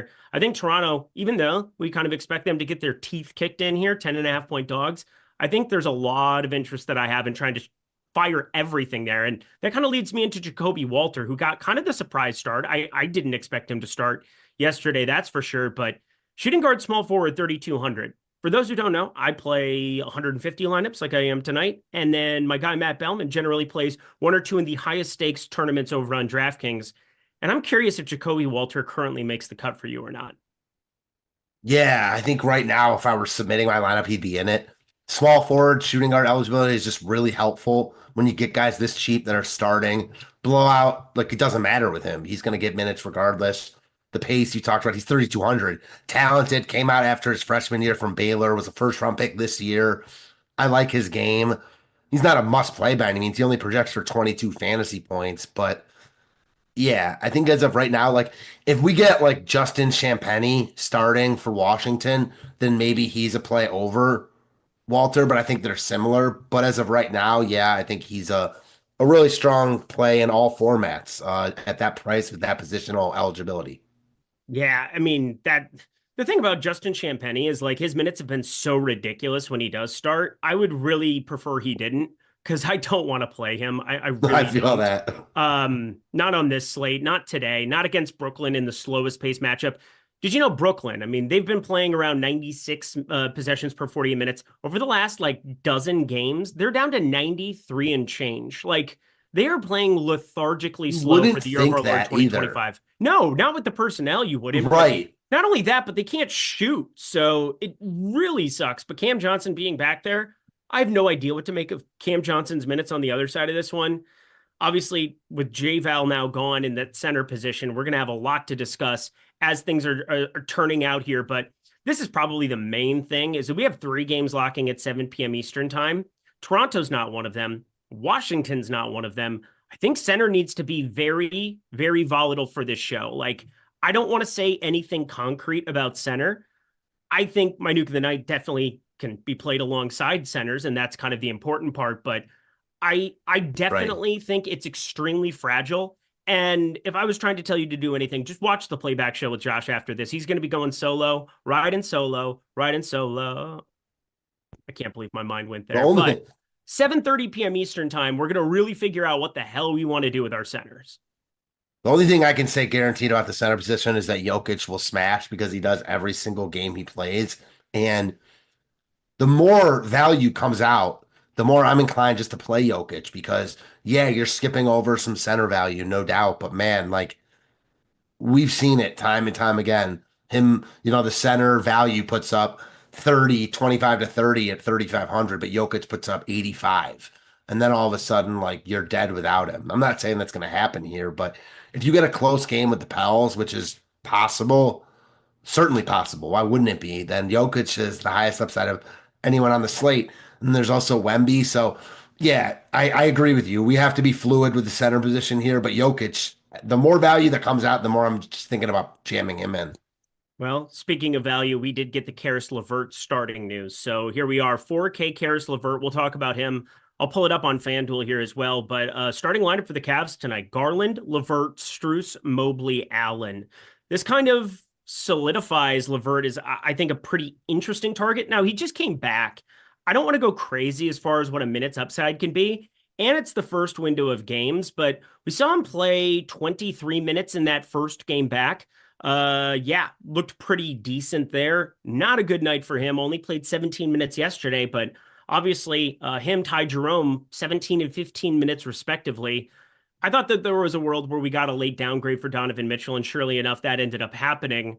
Didn't really get to take advantage of it in the prop market, but still, I think Karis LeVert at 4K is now somebody that's definitely in play, but if he weren't in the 7 p.m. Eastern time window, Man, I'm sure I'd have a lot more than what I'm probably going to end up of him. How do you feel about Karis LeVert just on first glance? Man, I don't love it. The tools, he bumped up high though. Like they actually just updated the tools right when that happened. He projects for 27 fantasy points. Jeez. Yeah, like it's hard to say like I don't like that guy. I mean, like I do think there's certainly enough plays and value plays on this slate where he's not a lock, early game, etc. But to say he's a bad play, I think would be naive on my part. Yeah, I think he's cash game viable right from the get-go. Yeah. It's just a question of like in I don't tournament, love where it does this though. Well, this is what's interesting is yesterday, we're on the show and I'm talking about what do you do with Dante Exum, and he didn't end up being like a massive piece of the slate, He but was good. he was good and he was 12% owned. Where Yeah, that he news was came way out, lower than he should have been because of the news. Sorry. it was the timing of the news. And I say this a lot on shows. Right. It's not always what the news is, it's the timing of it. It's, it can be as important as the news itself. And with 39 minutes left to go, everybody can update everything. People are starting to build their lineups now, watching and tuning into the show. I think we're going to see Karis LeVert hold proper ownership in a way where I didn't think Dante Exum would on yesterday's slate, even though I think that both situations. But the one thing that's different, just off first glance, Dante Exum generally like around a 0.85 DraftKings points per minute guy. You're getting better than that with Karis LeVert here, I think. Just traditionally, always been good from a fantasy point perspective. Now, with no Donovan Mitchell on the floor, I know it's definitely going to hurt him playing alongside Garland, going to hurt him playing alongside, some of the other pieces there, specifically Evan Mobley. But I look at Karis LeVert, 0.95 DraftKings points per minute player over the course of the season. You take Mitchell off the floor, looks even a little bit better. How do we not like him? When he's starting for like Strus or whoever that fifth guy is, I don't like him because he's playing with Mitchell, etc. When he's replacing Mitchell, the most ball dominant guy on the team with Garland, then I like him more. To your point, though, I still don't think he's like some sort of lock at 4K. No. Playing alongside Mobley and Garland and Allen, like he's going to be the third, fourth, like the fourth, fifth option here. He's 4K, and we know he's got upside. I do expect the ownership to be there, though, and that is a little concerning to me with so many good value plays. Not sure what to do with him yet. What do you think about Ty Jerome? Yeah. What I think happens is now you're looking at Ty Jerome getting the backup duty behind Garland. If LeVert's not going to be on the floor as much alongside of him, and if Garland isn't going to be on the floor alongside him a lot, is Ty Jerome just like running the second unit here? Because we've seen him play his way into like 26, 27 minutes. And at 4,800, again, FanDuel, I apologize for this conversation. I saw the price tag 5,500 for Karis LeVert and 5,400 for Ty Jerome. No thanks. Go ahead and pass. But I think 4,800 Ty Jerome is very interesting to mix in. Yeah, I agree. I mean, I wish he were still priced with LeVert because I'd like him a lot more. And I think the ownership would still be more on LeVert because he's starting. Now you're paying a premium for it is the problem. I like Jerome a lot. I think he's a better fantasy player than LeVert right now, especially in his role. Way better. Yeah, he's a way 1.31 DraftKings points per minute guy with Donovan Mitchell off the floor this year. Yeah, he's good. He's been a huge part of the Cavs' success this year. The other thing about LeVert, and I think this gets overblown a little bit, like I'm not playing guys because of trade rumors, but if the Cavs make a trade, LeVert is going to be in the deal. He's got an expiring contract. Like he will 100% be in any deal they make. So maybe keep that in the back of your mind. It's in the back of my mind as maybe a reason not to play him when it's a tiebreaker. I like the Jerome pivot a lot. I mean, he's going to see all those minutes on the floor without Garland. They'll play with Garland. I prefer Jerome to LeVert. LeVert's just cheaper with better positional eligibility. Yeah, I mean, we're trying to win tournaments here. And, for me, I'm going to get to LeVert. I'm going to play a lot of LeVert. If you're playing cash, you're definitely playing LeVert. But I look at Ty Jerome, and I just think about how many times he gets it going, and he just runs away in a way that you're not really expecting. I want to have it into the back of your mind. What do we have Ty Jerome in for right now? He's at 7.5%. Oh, I'm going to have a lot of Ty Jerome. I know how my stuff comes out in the wash. If you've listened to recent shows as well, Cam Whitmore, that's basically just because he's a great fantasy producer and somebody that can play his way into more minutes at low ownership. You want to play these guys at low ownership. You don't want to play them when they're 40, 50% owned in those kind of spots. So it's volatile for sure, but Ty Jerome sub 10%. Give me all of that you got in a bag of potato chips. I would love some potato chips, actually. Do you have a favorite potato chip? Do I have a favorite potato chip, like brand or Oh, kind? food, Cooler Ranch for me. Like Doritos, Cooler Ranch. But fire, absolute fire. I feel like Jordan Klein needs to participate in this too. I'm gonna say my favorite chip is like I'm gonna just say barbecue chips. Okay, overall, overarching, I Yeah. don't I mean I don't mind that whatsoever. Jordan Klein, you're enjoying your Friday night, or in your case, Monday mornings with a nice little relaxing, you know what? What are you partaking in the chip department? Tapatio Doritos, 100%. Okay. If we're gonna say Doritos, I'm definitely spicy nacho Doritos over anything else. Oh, you a fancy bitch. I mean, it's got to That's be a what we learned spicy about. nacho. Oh, Tapatio Doritos. You came in so fast. You were so excited to share that with the people. So 3K good. people now. They're so You good. need to order. Dude, I think I had them at your place one time, didn't I? You think we might had have. them one time. I always have them on deck. Yes. Oh, Harry Potter at 3 a.m. You know what I mean? Here's an NBA question for you. We like Jerome.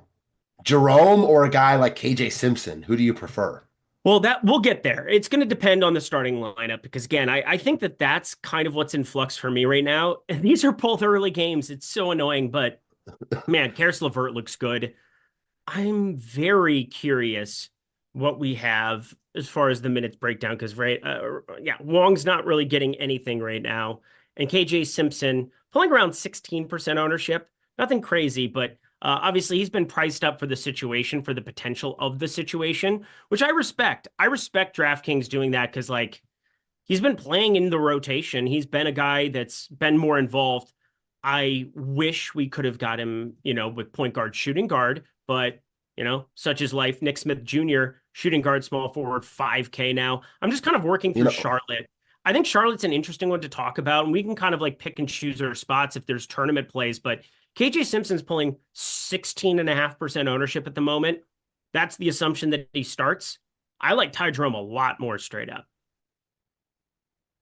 Yeah, I'm with you. But I will say, with all this ownership going to LeVert, like I already talked about how I like Mobley, does make me like Garland too. Like I like spend up options when other people are going to the cheaper guys. It's not like Garland's going to be low owned or like crazy low He's owned, under but owned. yeah, he's under owned. Exactly. He's only 20% owned. Like LeVert is 1.5 times or 2.5 times as owned as him. So yeah, I like Garland a lot, but I'm with you on the Jerome call. Oh man. I really think this is a great tournament slate. How are we already done with 28 minutes of the show? Where did 28 minutes go, Jordan Klein and freaking Matt Belman? Won the world. It's been I should something. probably throw this. I'll throw this out there quick. We've got ourselves the Waste Management Phoenix Open. It's starting tomorrow morning. I can't wait to watch it. My folks are going to be at the tournament in Arizona. I'm very happy for them. Must be nice. Must be nice, mom and dad. But you know what else? I'm going to be building out some DraftKings lineups for it, sweating alongside everybody. The most attended golf tournament on planet Earth. What a great time to roll out everything for our PGA DFS product for you. Any PGA DFS product that we have can be yours 50% off that first payment. That is available from now until Sunday, but take advantage of it now. One, because then you get everybody wants to play the 4-day tournament, have the 4-day sweat, but also Showdown has been lucrative. And if you play golf out in the desert, you know how cold and grimy it can be in the morning, and then it heats up in the afternoons. I think that there's some interesting stuff that I've been looking at throughout the week as far as how a golf course can be playing there in the morning relative to the afternoon. And I think some of that is being encapsulated in our projections too. I'm really excited. I wasn't going to play PGA DFS this week, and then you know what? I had to roll it out here for the Waste Management Phoenix Open. It will be a great opportunity for you to sweat all the way up until the Super Bowl. And again, WMPO, very, very great stuff there by our dev team. We're talking the projections, we're talking the Sims tool, we're talking ownership projections, all of it, the whole enchilada. I would love some enchilada chips too. Why aren't there enchilada chips? But anyway, Waste Management, Phoenix Open, WMPO, that is your promo code at the link below. All right. I'm going to update some of this stuff. How have we not gotten one starting lineup outside of the Cavs? What are we actually doing with our lives, NBA? What do you think you're going to do with Jokic tonight? Oh, I'm going to play so much of him. Is there a certain center you're going to be way under on? I'm not sure yet. Again, I don't want to say something about center because I feel like center, I'm just going to wait until after 7 p.m. Eastern time. All right, there we go. Asking you shall receive. Simpson is indeed starting Smith Jr., Green, Bridges, and Mr. Mark Williams. Confirmation that Simpson is starting. That's not going to change anything on our end, but does it change anything in your mind building out 1 or 2 lineups, Matt? No, I mean, I like Simpson a lot as a play. Like, I like his game in Colorado. Like, I wish he were still like 3K, obviously, but he's looks like a really good play to me, especially at lower ownership than LeVert. I do prefer him to LeVert. I think you can play both together, though, pretty easily.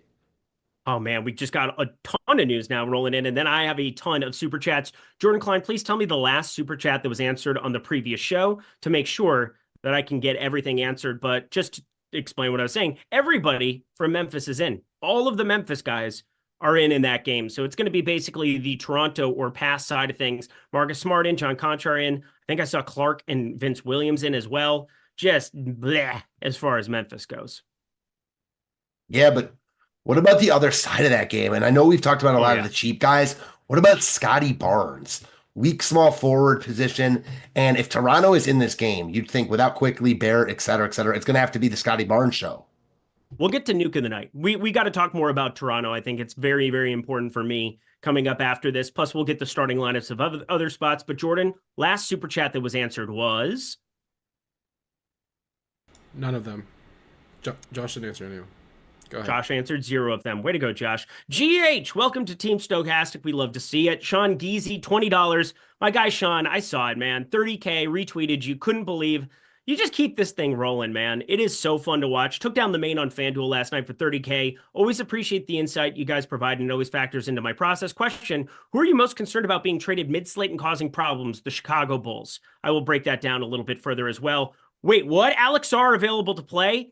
F you, Washington. F you. You got to be kidding me. Dude. So that really muddies the water there. That is so awful. Dude, that is so awful. I have so much.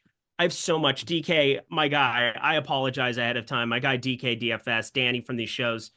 He was super sharp on top of that one. J-Val gets traded, and of course, in minutes, Rashawn Holmes will play backup. I mean, how bad can you run? That is awful. You know, yeah, I wouldn't be shocked if Sarr doesn't play. Is Alex Sarr in play? Is this real life? Nah. I don't think so. Not on this slate. And also, I wouldn't expect him to play full run here. Eric, your mic, something happened to it? Anyway, Sean Geezy, you are much appreciated. Who am I the most concerned about mid-slate? How about Alex Sarr being upgraded to questionable and now playing basketball? Whatever. Eric Goodwin, $2. Top 5 DK cash plays. Thanks. Well, I can tell you one thing. Rashawn Holmes isn't in it. Kelly Olynyk, Karis LeVert, Jordan Poole probably still. Nikola Jokic, Jacoby Walter, those 5. How did those sound, Matt? Yeah, I mean, Jokic is a lot easier to get to now because of the no Washington. Yes, no, maybe so. Mute. Yeah, can you hear me? Hello? Yeah, can you hear me? Matt, hello? You. I can't hear you. Eric needs to fix it. Eric can't hear anything. What did I do? Okay. Is this on my end? Yeah. So anyways, I do agree with him. Because Jokic is a lot easier to get to now that the Washington center situation just got murkier. So I'm with Eric there. Can you hear me? Yep, it was 100% mine. Oh, good. Hello, can you hear me? I'm getting through to you. That's a banger. Jeremiah Johnson, $2. What about blank for Toronto tonight on FanDuel 4100? Question mark. Jordan Klein hit the nuke of the night.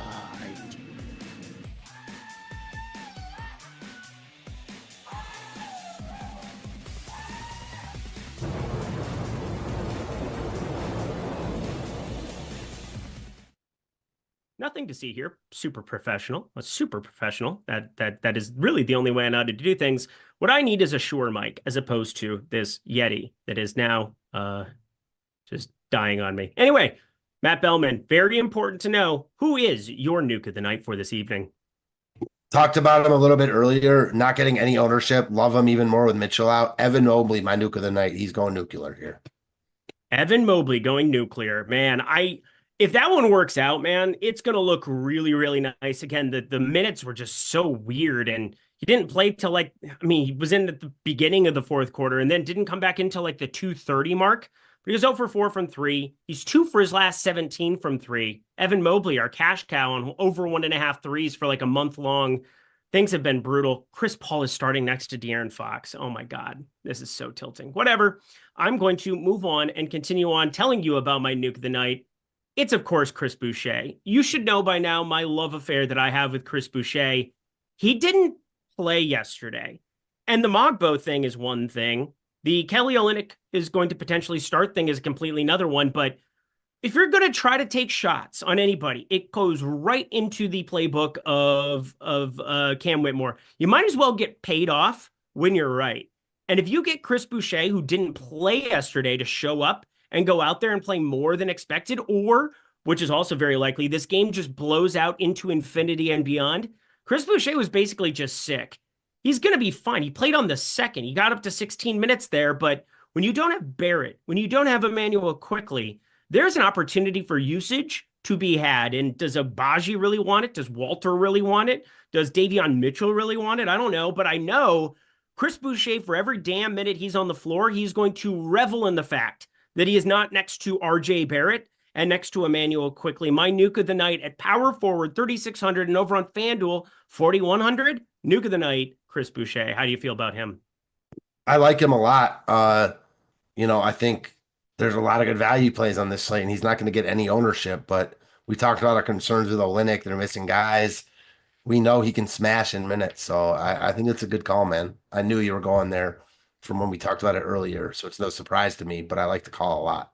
Are we not going to mention Trey Murphy meteoric rise this week? Oh, I love Trey Murphy so much, but again, he's shooting the ball unsustainably well to some extent, and again, I'm the biggest Trey Murphy fan. Been bringing him up forever. He plays massive minutes.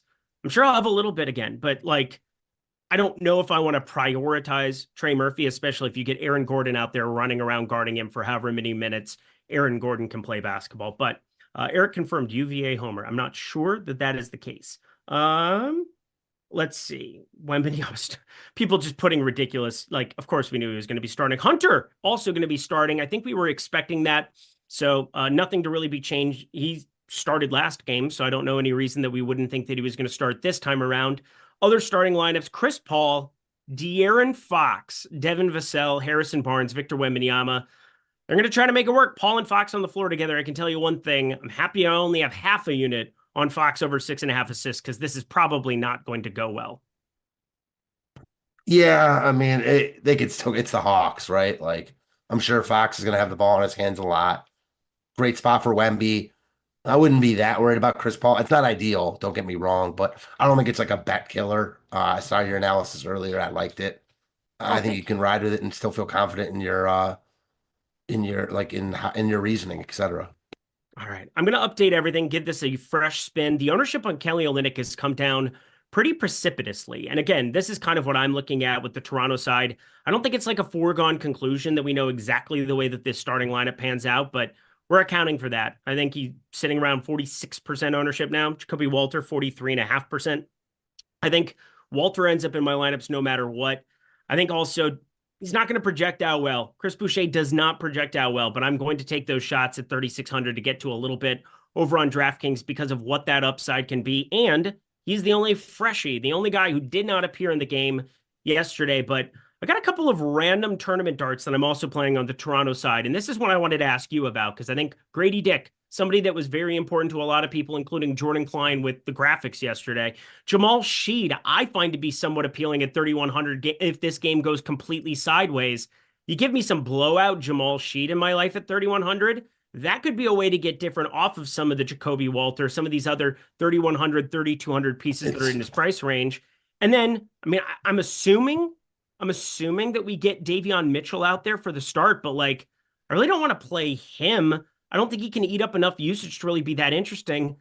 What do you think about Bruce Brown maybe at 4,100 as well? These are all super cheap except for the one piece, Scotty Barnes, the only player on the entire Toronto Raptors in the fastest paced game of the night that is over 4,200, and he's 9,300 on the slate. Yeah, so I'll start with Jamal Sheed. My big problem with playing him is the point guard position. Like we've talked about Garland, Ty Jerome. We haven't even talked about Jordan Poole yet, who's like arguably the best player on the slate. So it's like, how are you going to allocate all those? You can't. And it's not about having the best valued lineup. It's about scoring the most points. I do like Shed in a vacuum. Just hard for me to prioritize in one lineup. But any 3,100 guy that's going to be on the court a lot. I liked him a lot at Houston last year. Like he's a hooper. I like Shed on a lot of slates. He'd be a priority for me here. He's not tonight just because of the point guard position. Barnes is one, like you talked about Memphis's pace. You don't even need to run it back with any or think about running it back with anyone on Memphis. If this game's close, we like those cheap guys on Toronto because they're cheap, but Barnes is going to be the guy. So he's really intriguing to me here.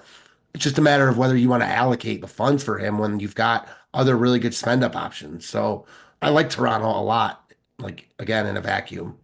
Yeah, I think just taking shots on these guys and hoping the minutes somehow go your way. I mean, for me, the reason that I'm most interested in Chris Boucher is he didn't play yesterday. And I think that there's a world where maybe he gets a little bit extra leash there and people might take shots on the Mogbo one where I'm not there as much, unless, of course, he's starting. Whoever starts there, we assume it to be Kelly Olynyk.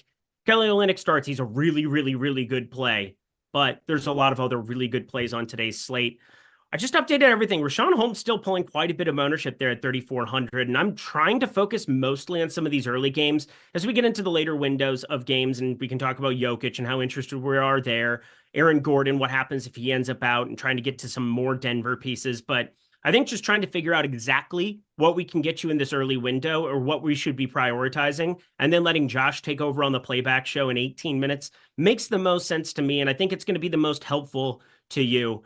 How do you feel about any type of spend up here from the first three games of the night? That includes Cade Cunningham. That includes Damon Giannis. I think Giannis a very important talking point. And Victor Wembanyama, who are you the most interested in getting to, if anybody, in the early window?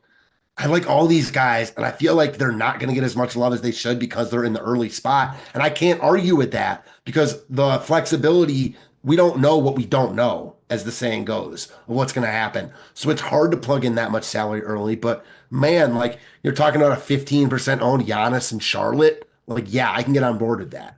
I don't know if I'm going to do it just because, again, it's risky locking up that much salary early. But if Giannis throws up 70 here, which is more than in play, you'll probably need him. Yeah, I mean, that's the thing, is that there's some positionality to think about here too. Wemby he's quite a bit of ownership here, and now he has two pick and roll partners in Chris Paul and De'Aaron Fox. Very interested to see how this works out in terms of floor spacing for San Antonio.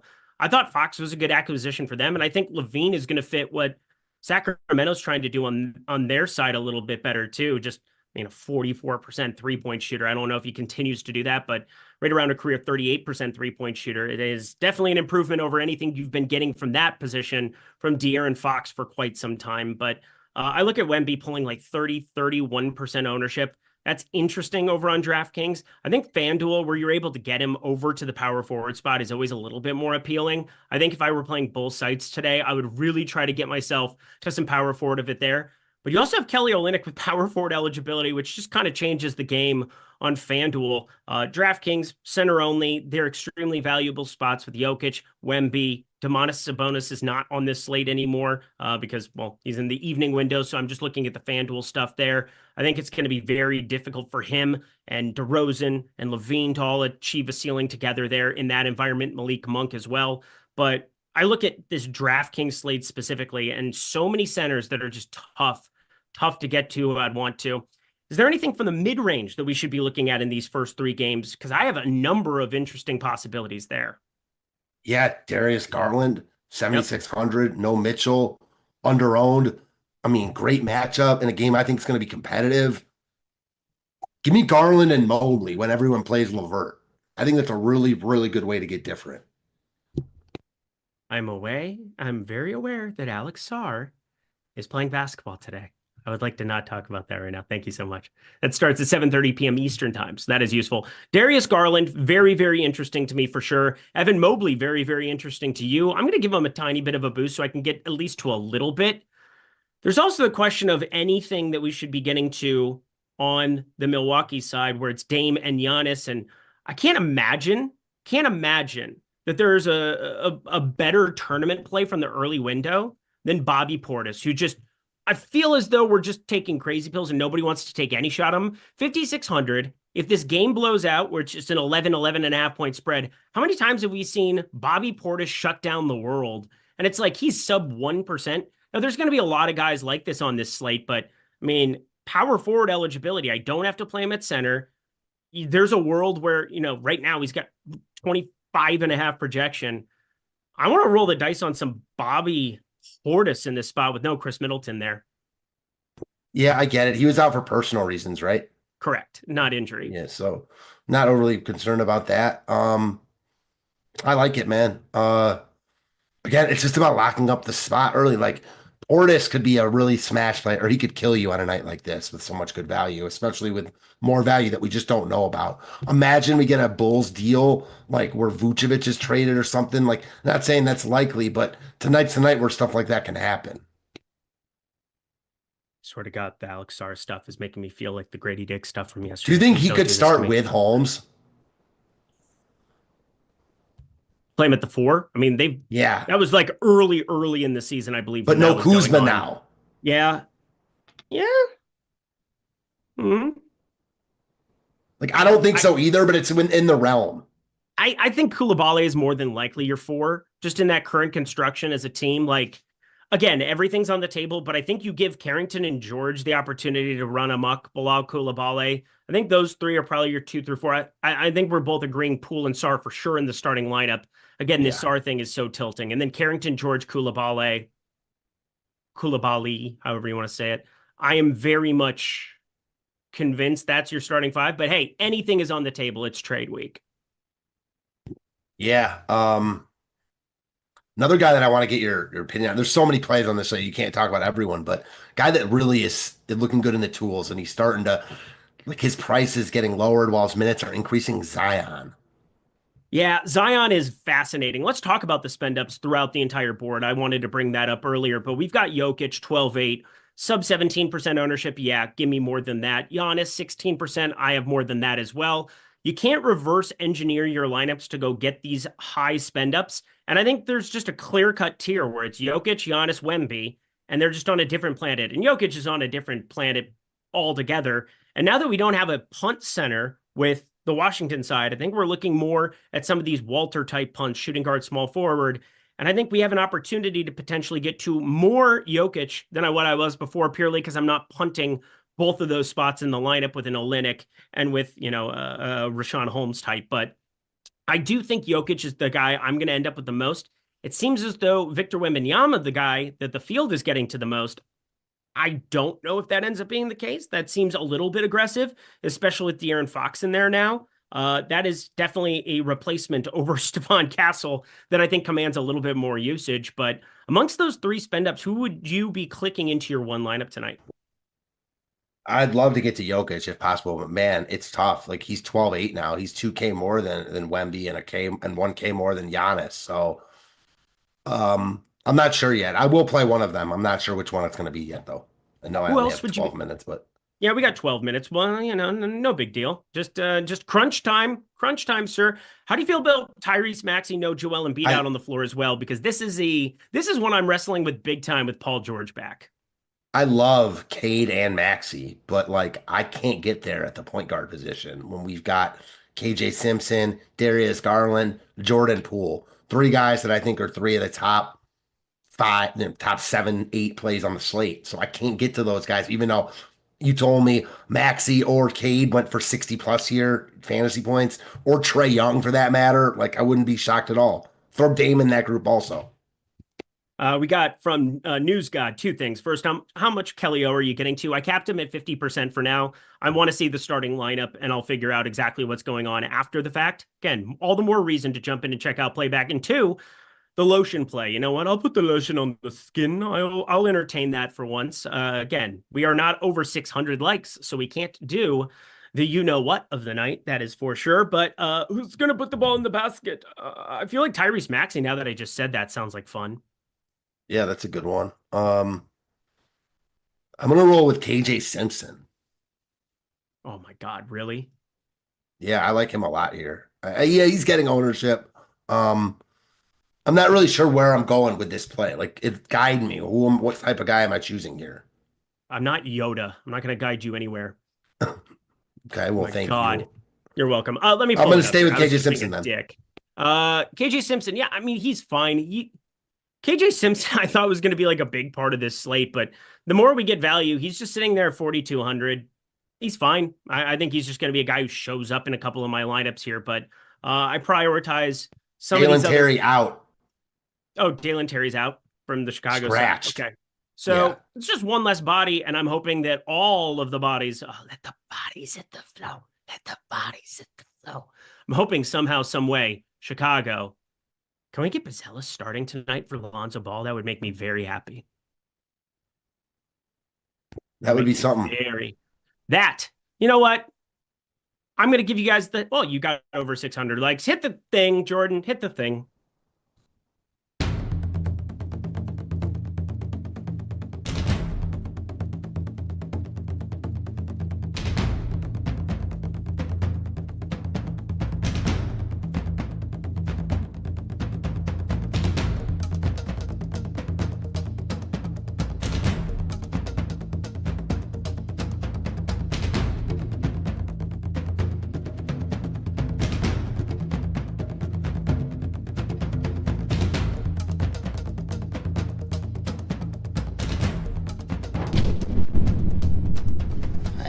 Going to financially recover from this. See, friends, sometimes I'm here to please the people. I totally get it.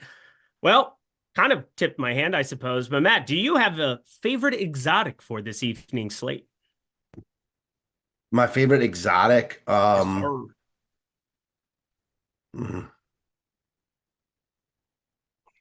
I feel like Wemby's exotic, so I'm going to go with Wemby. What? I mean, he's exotic. Is he? I mean, it's Victor Wembanyama. He's exotic. Do you know the bit? Have you ever watched our shows? Yeah, what they have to be white. They do. Okay. Unless they have like a white sounding name, which times Greg tries to make them part of. I heard that Tyler Smith. Oh my God, that was hilarious. But I knew he was going to do it, so I kind of beat the bit for him. But yeah, that's honestly boo. Okay, I got a better one. Now I'm defending the bit. Okay. Christian Brown. Oh, wow. Didn't see that one coming. Christian Brown, I don't hate. Obviously, if you get Aaron Gordon out, that especially shores it up. Yeah, I mean, I don't think it's some sort of spectacular play, but there aren't many white players in play on this slate, in my eyes. Parlez-vous français? All right, we got ourselves Buzelis. I tipped it. I don't know what else I'm supposed to do other than tell you who I think starts for Chicago tonight. I think it ends up being Giddey White, Dosunmu. Buzelis, who got up to 31 minutes yesterday, had his best game as a professional by a landslide, first rookie ever to have a single three-point attempt and be 100% from the field with more than 5 shot attempts, which I thought was pretty cool. And then, Vooch, who is dead to me as a human in the world after yesterday. But Buzelis, let's go team, and Chicago Bulls. I think they're definitely an intriguing target. If you're going to tell me any team had a trade break between now and the end of this show, like in this 7 minutes, I think I'd pick the Chicago Bulls. I agree. So keep that in mind as we're going towards that slating, that start when they go up against Minnesota at 8 p.m. Eastern time, 5 p.m. Pacific time, which will be at the very tail end of Josh Engleman's show over on Playback. So go tune into that. Obviously, we'll throw the link in a million times into chat at the very end of the show. But let's update our lineups here. I'm getting my final run, and I'll be able to tell you some exposures. Let me make sure that I didn't miss any other super chats. Oh, I sure did. Jeremiah Johnson, $2. Favorite plays each position on FanDuel high dollar contest. I will jump over and get that one done for you right now. Again, thank you everybody for the super chats. Obviously on a 9-game slate, tons of moving pieces, trade deadline tomorrow. My apologies. We'll keep it rolling. Jeremiah Johnson, though, favorite plays each position for a FanDuel high dollar contest. Here are my Sims. KJ Simpson, different play there, 4K flat on FanDuel. That is my favorite point guard. Jacoby Walter, shooting guard, 3,900. I think he is also a good value play over on the FanDuel side of things. DeAndre Hunter, 5,600. I think is interesting. He's a little bit overowned, but Christian Brown, I'll follow in the suit of Mr. Matt Belman over there. I like that call and that shout out. Matas Buzelis, Mr. Buzelis there, 4,200. Just gave you all the reasons why on that one. And at center, Nikola Jokic. He is so expensive on FanDuel. 13K, and I'm still getting to a ton of him. So that's fun. That's fun. I'm not playing FanDuel, but I built lineups out there. All right. We got Josh Chapman saying $1.99 Cole Anthony. That's all that he said. Just Cole Anthony, which I can plug in here. I will tell you this on FanDuel for today. 5,300 Cole Anthony, not completely out of play. Optimal rate around 5% of the time. Nothing insanely important there with that one. Jeremiah Johnson answered that with Boucher. Alex Morris, $1.99. What is the Greg drop the soap play for the day? Ooh, we're going to go fishing. We're going to go see what's going up there. Yeah. What's the Greg drop the soap play of the day for you, Matt? Oh man, where am I going? The Greg dropped the soap play. So I'm gonna think that's a bad. I'm gonna say that's a bad dropped play. The soap? Who dropped the soap? And now, baby, who dropped the soap? Michael Porter Jr. getting way too much love. He's my Greg dropped the soap play of the day. Greg dropped the soap play of the day. Honestly, didn't see that one coming, but also you probably don't see it coming when you drop the soap. When you drop the soap, and now, baby, just made a song out of it. Boy, oh boy. I want to play Dyson Daniels. I don't have a lot of Dyson Daniels. Don't quite get I respect it. I mean, there's so many good plays on this slate. There are a lot of good plays on this slate. Anything that you really need the people to know about this early window of games for yourself? Because I'm updating my lineups one more time.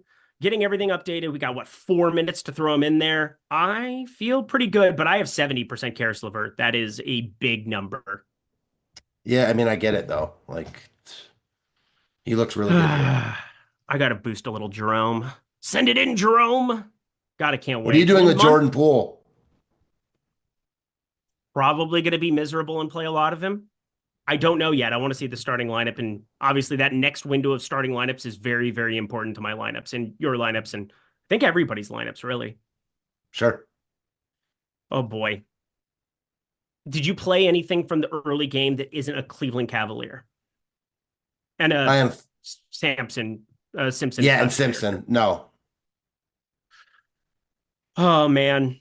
This is going to be a very, very crazy next hour and change. Obviously, I keep kind of setting it up here for Mr. Josh Engleman, but he's going to do a great job of breaking everything down. I just need to make sure that I get these 150 carried over here and put into the old ticket.